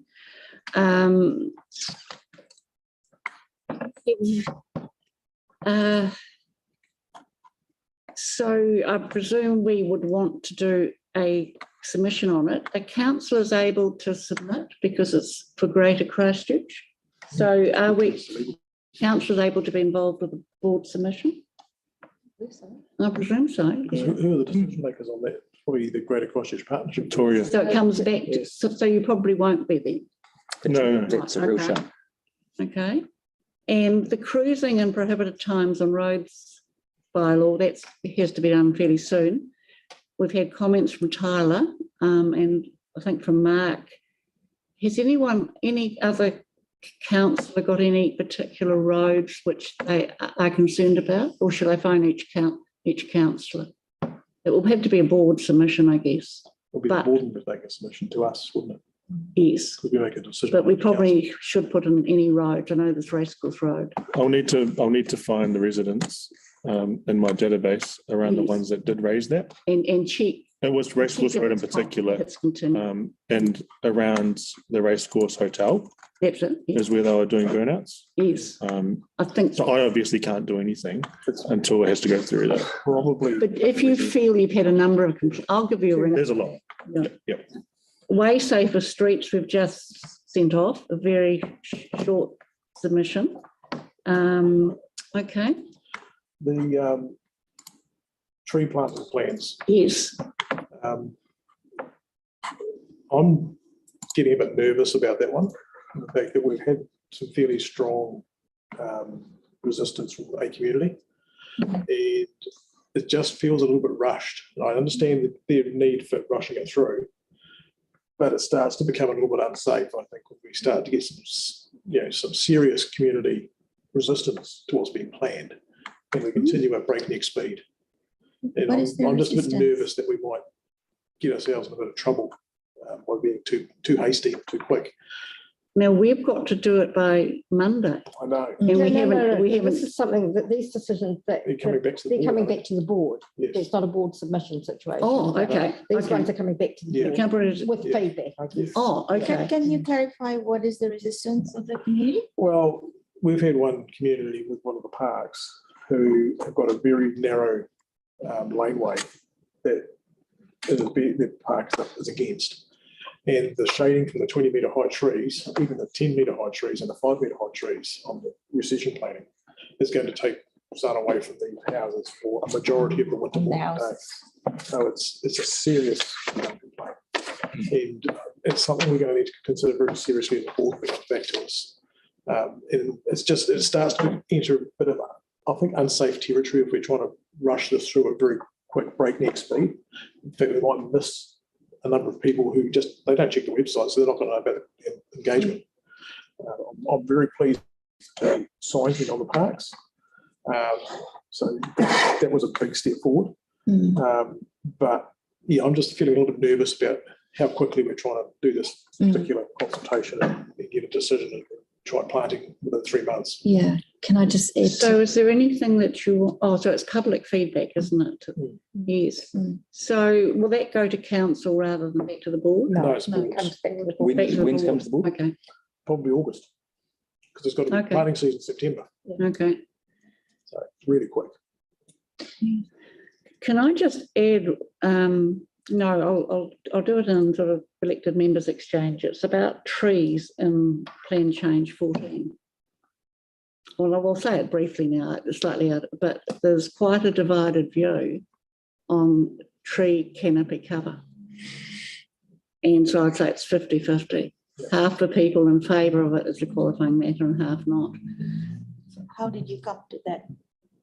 I would that's an impression of reading through all those submissions. It might be 60-40, but it's not as though people are saying it's wonderful. Yeah.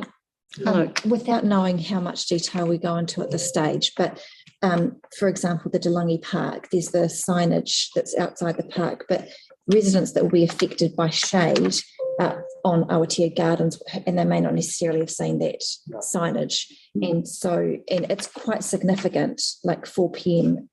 in the wintertime, full properties being completely shaded. Yeah, so it is quite a huge issue. And so I agree with Mark that with the timing, we just need to, just feeling a bit rushed. Okay. Also the concern about no. So we're probably having chats rather than questions, but has there anyone got any question of Jeff's or any comment? Well, I guess for Jeff's? one question around that is there any opportunity in extending or slowing the process down a wee bit just to make us feel more comfortable, to be able to talk to more of the community to make sure they're engaged? With my head, I'd probably say no, but I can ask. I think you're right, but if you can ask, that would be appreciated. So it's a parks engagement. Yeah. Thank you. Sarah? When it does come to the board, what authority do we have? We approve. It's delegated authority, isn't it? Approve, not approve, amend.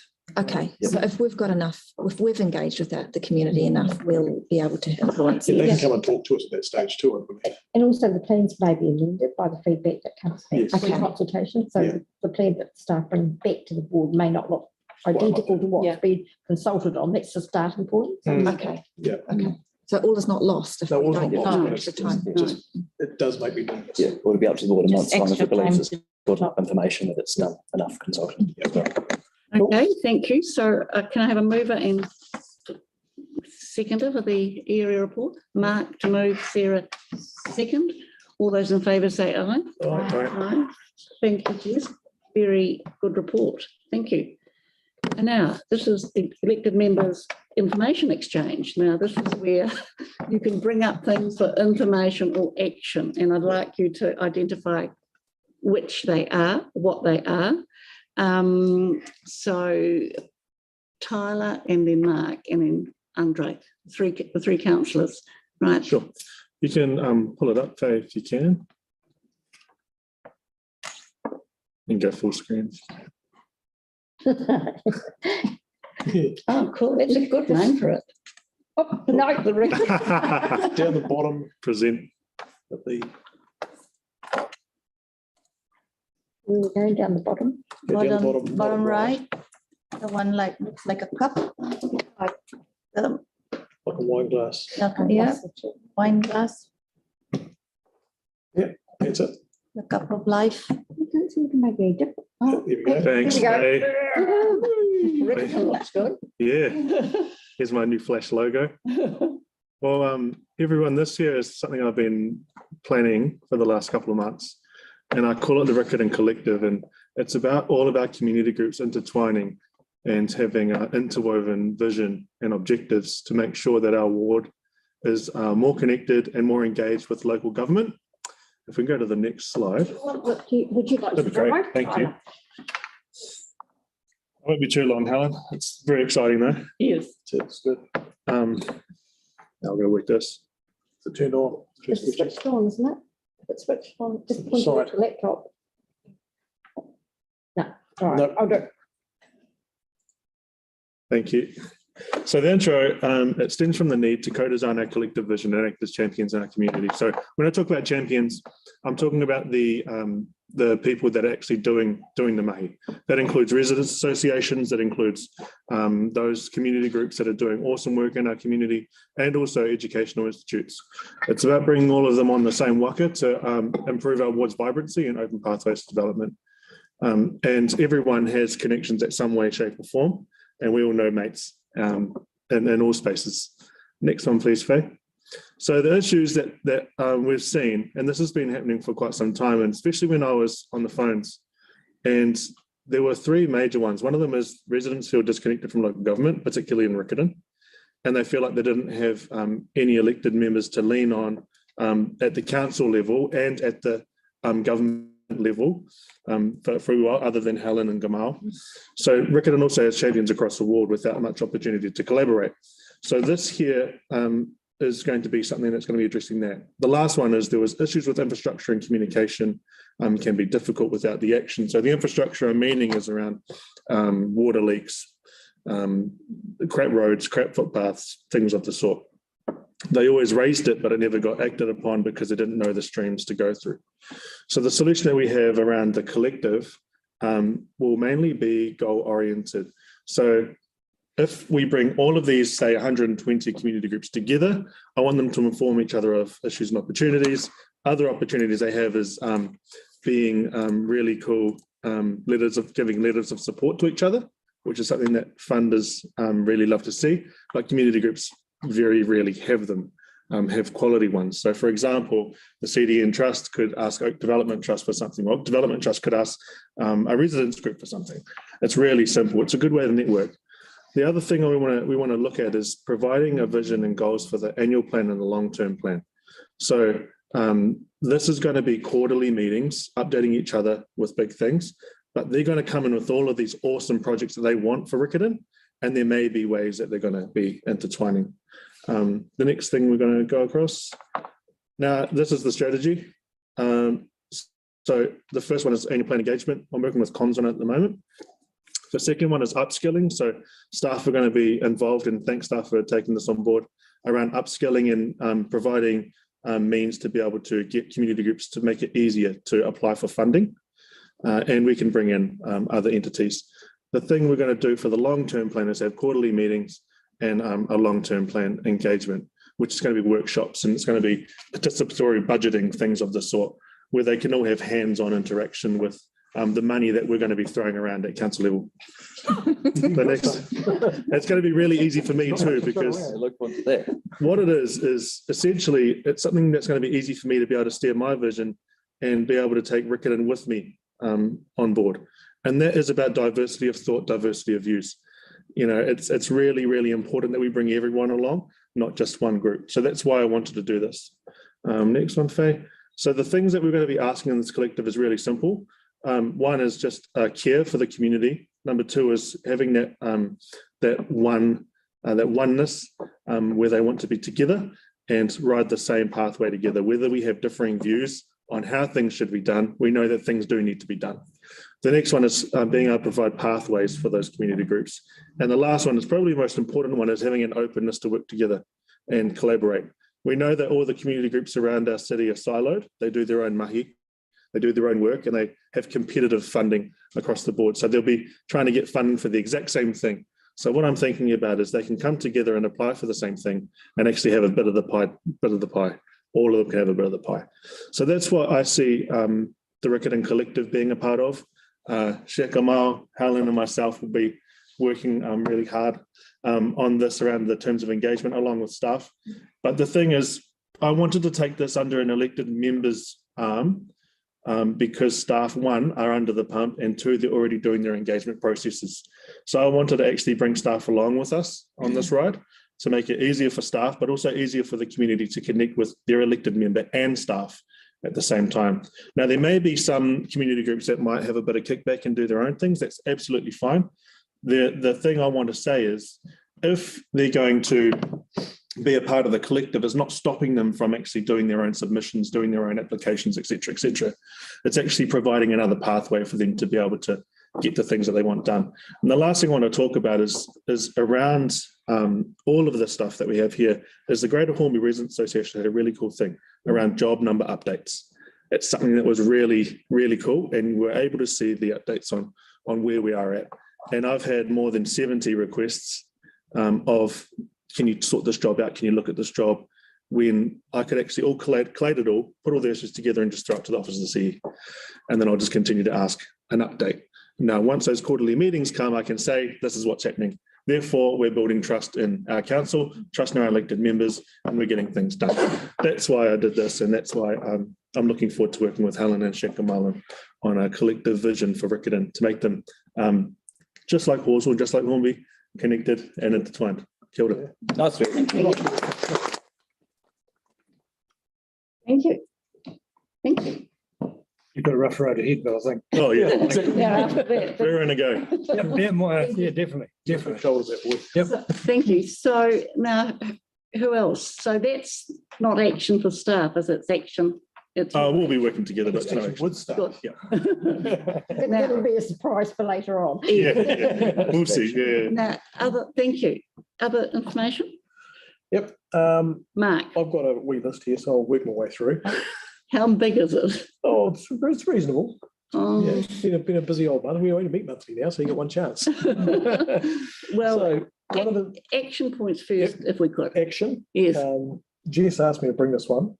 Dumfries Drive, parking restrictions. Mhm. If we could have some advice from staff on the ability to, or the need to instigate parking restrictions in Dumfries Drive. Mhm. Dumfries Drive is a wee sort of cul-de-sac that is opposite Coupland's Bakery on Buchanan's Road.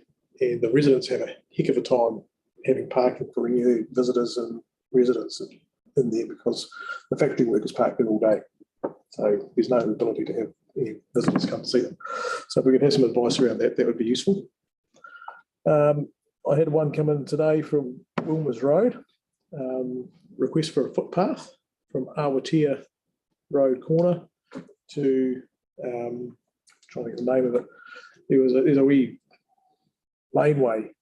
I've got it on my emails. I'll find it for you.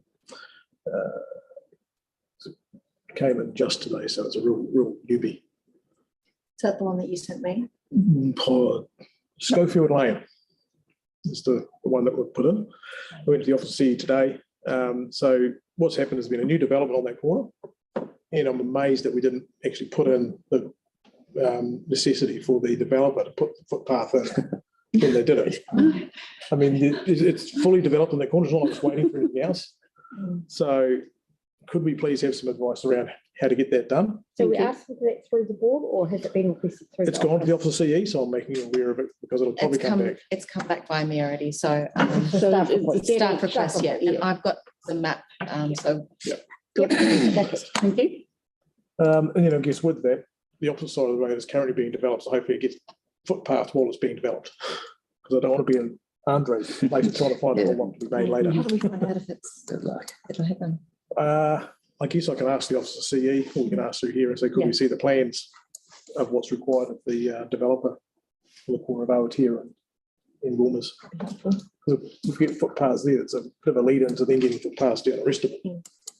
Sorry, I've noted we're requesting permission for footpath on Schofield Lane, is that right? No, on Wilmers Road. Oh, sorry. Okay. Between Awatea. Between Awatea and Schofield. Oh, okay, gotcha, sorry. And for that matter, it would be wrong of us not to take the footpath all the way to Warren Park, which is the next door location. Because Schofield Lane's got one house before Warren Park.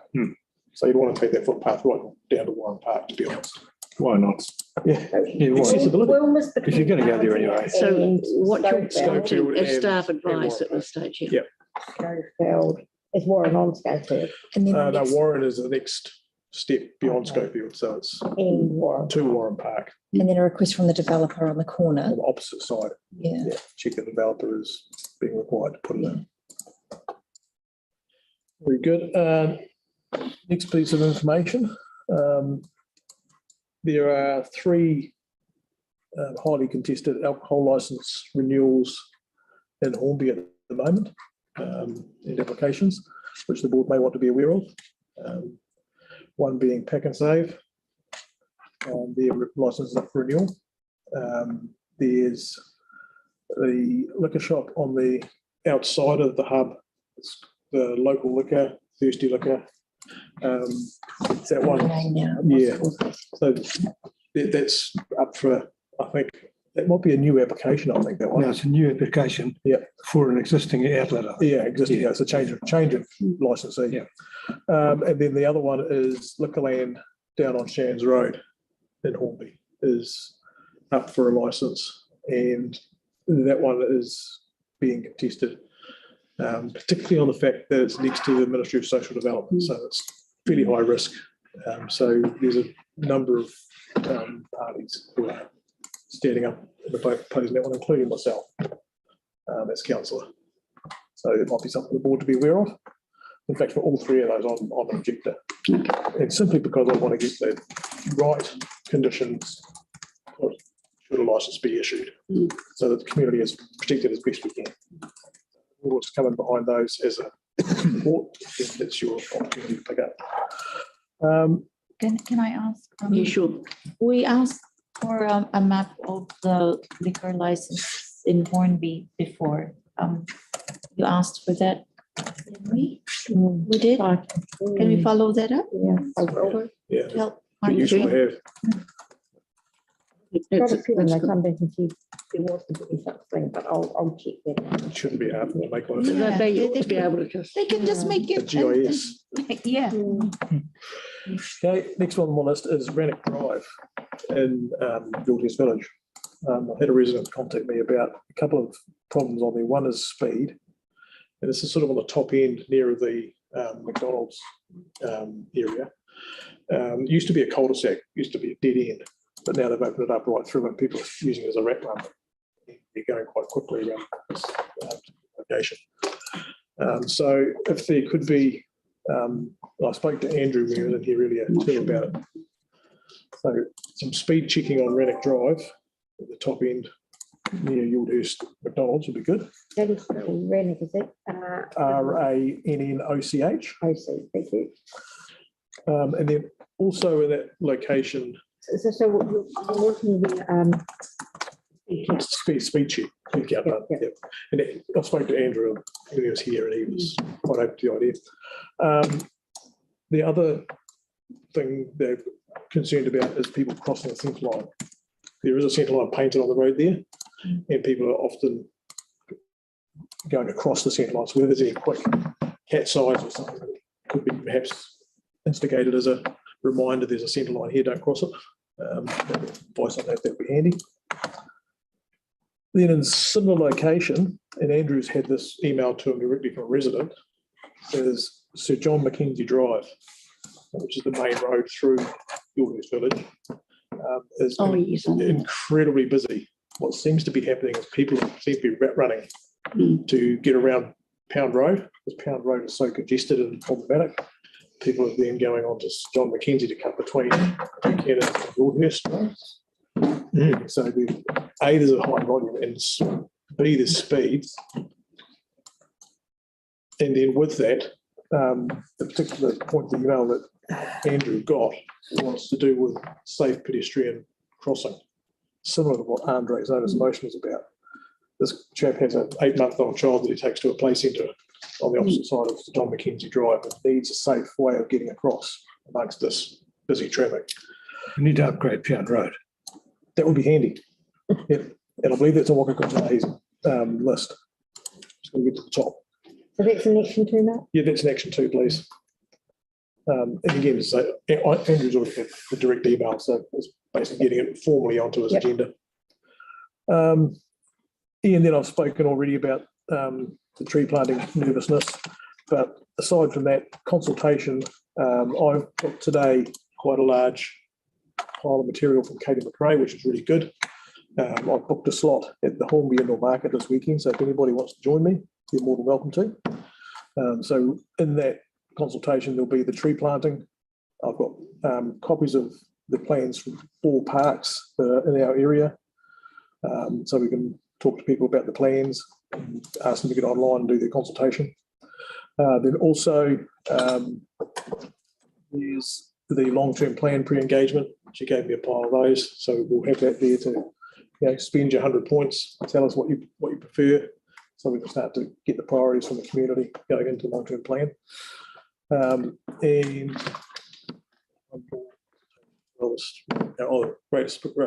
Christchurch spatial plan is currently running.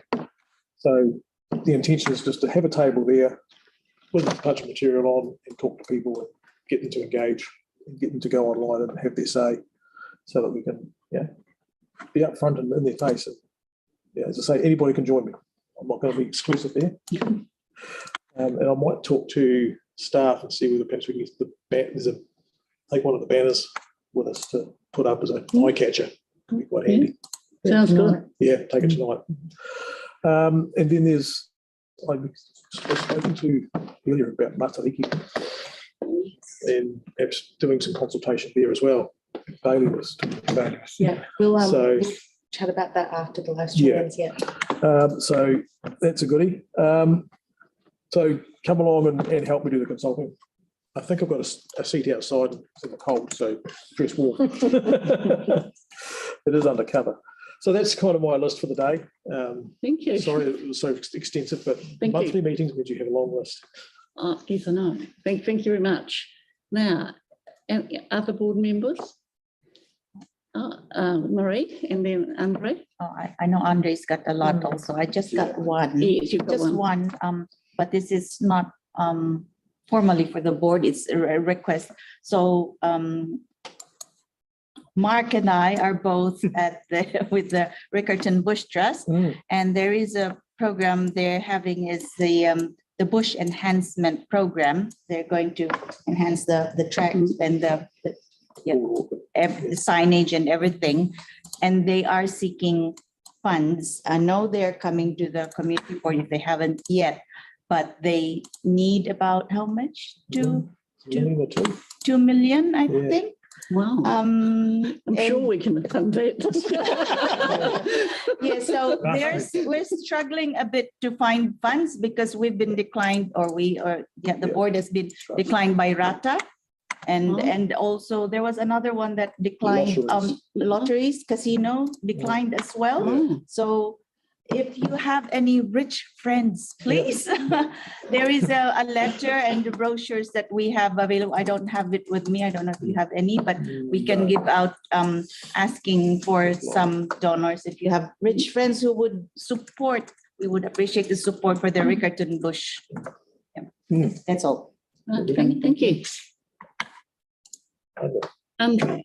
Yes. Now and tell us what the action is. Oh yeah, absolutely. Action. Don't ask me to put it on big, Andre. It is all right. So we're kind of clear. Now, I reckon you could see what the problem is. More no footpaths. Yeah.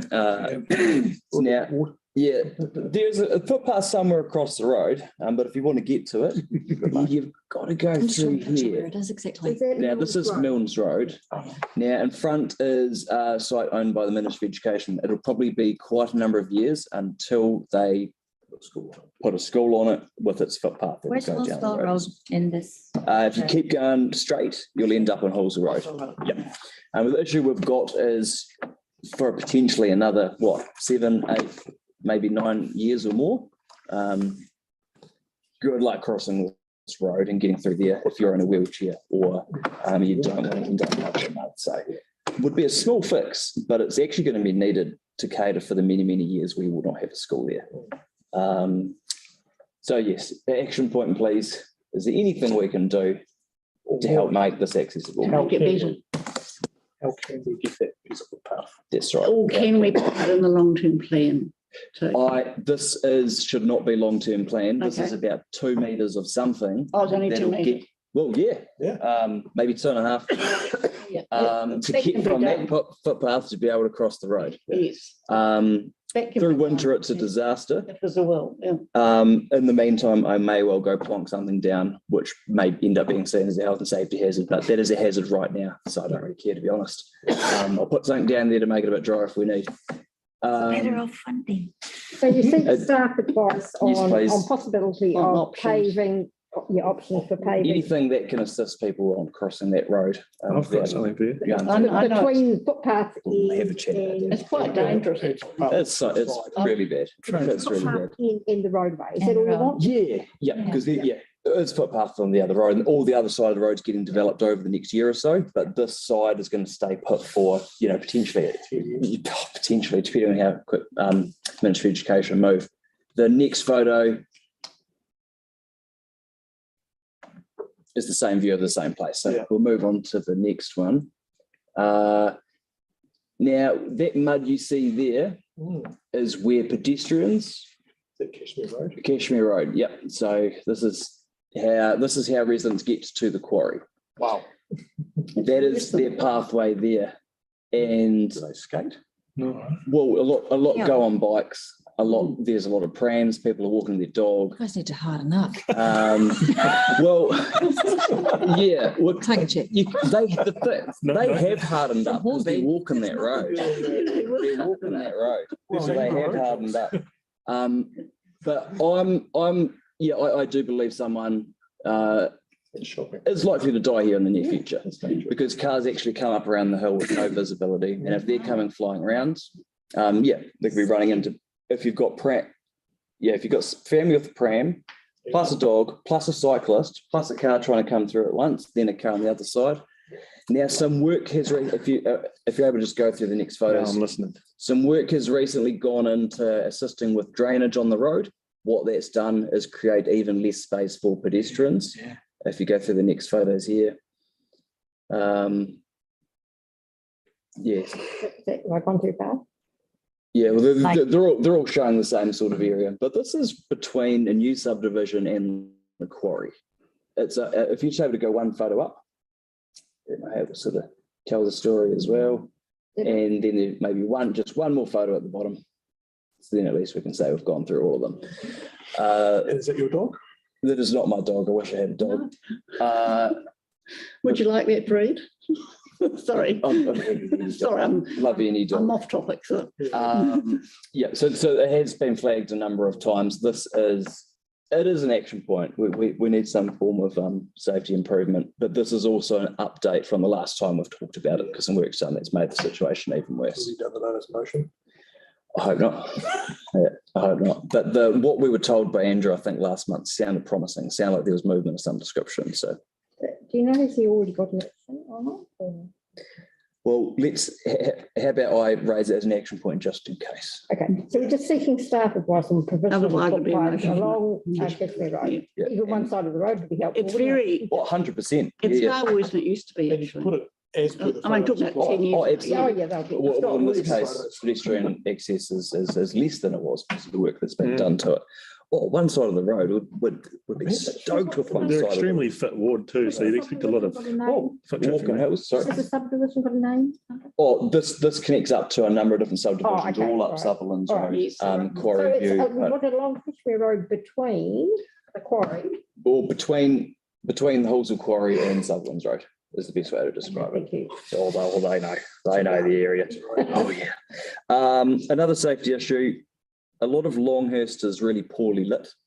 There's some areas which are key walkways. There was one issue I tried to get traction on, which council said no to, but the actual footpath around the Longhurst shops on Caulfield Ave, the lighting is actually so poor, and that's on just the footpath and a main road in Longhurst.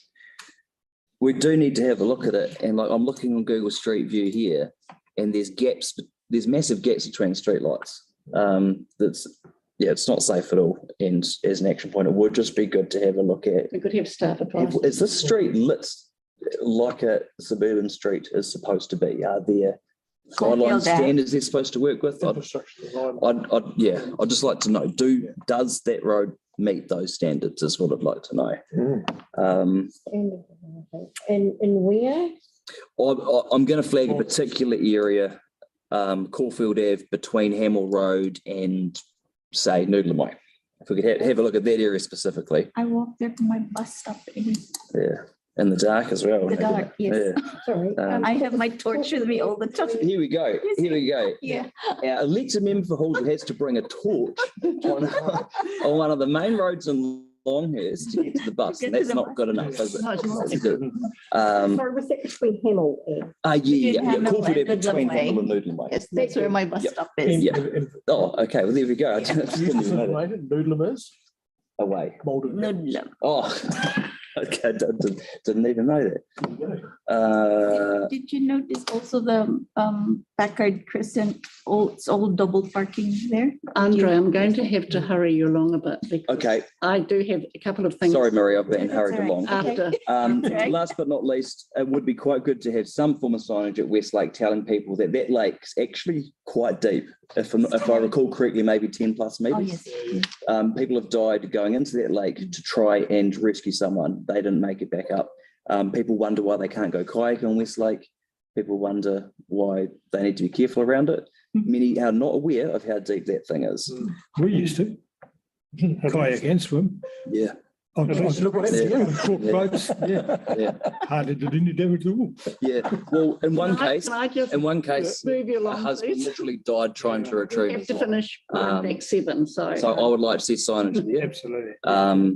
And yeah, it wasn't a joke then. It's still not a joke now. We would like some form of signage there.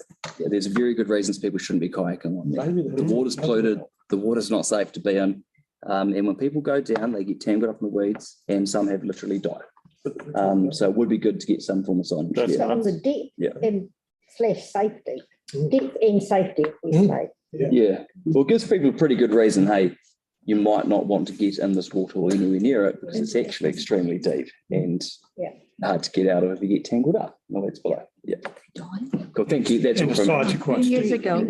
Oh, extremely. Much. Yeah. Extremely. Debbie, just before we go on to anyone. Debbie's left. She's gone. Hi, Debbie. Just from my perspective at present, the deadline is Monday for cross submissions on Plan Change 14 and Plan Change 13. You probably saw I sent around something, asked Dawn for an extension, and no, because it's a set timetable. So Sarah and I have been doing some work on it, and staff have been amazing on it. So we will get it lodged.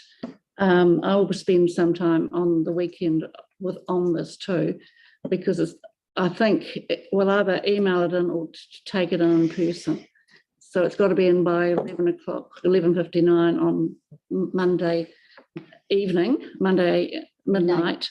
One of the interesting things is, and this is of concern to Mark, is that a lot of people are objecting to this sunlight hours or this sunlight recession claims. Yeah. I mean, it's not, so some people are in favour and some objecting. It's really surprising. I won't say anything else in this public arena, but that's been done. And then once that's done, we're meeting on the 1st of August with the hearings panel. And that'll be not just me and others from the board, but it'll be other submitters. So they're drawing up a timetable. And they haven't shifted the date from the October the 14th. You all know what October the 14th is. It's the election day. It could all change. But it may not. So someone said to me, it might take a year for National to bring through the changes. So if they get in, of course, I must say if they get in. Or Labour is saying they might change it too. So I'm going to close the meeting unless there's anything anyone else wants to say, and I've got a couple of things to discuss after the close of the meeting, which is very brief. Thank you. Oh, the Karakia, thank you. This one's a bit of a long one, Helen. Thank you. Inihia, ki te uru tapu nui, te wātia, kia mama, te ngākau, te tinana, te wairua, I te ara takataka. Koia e rongo, whakairia ake ki runga, te tina, kuie, tā ie. Okay, thank you.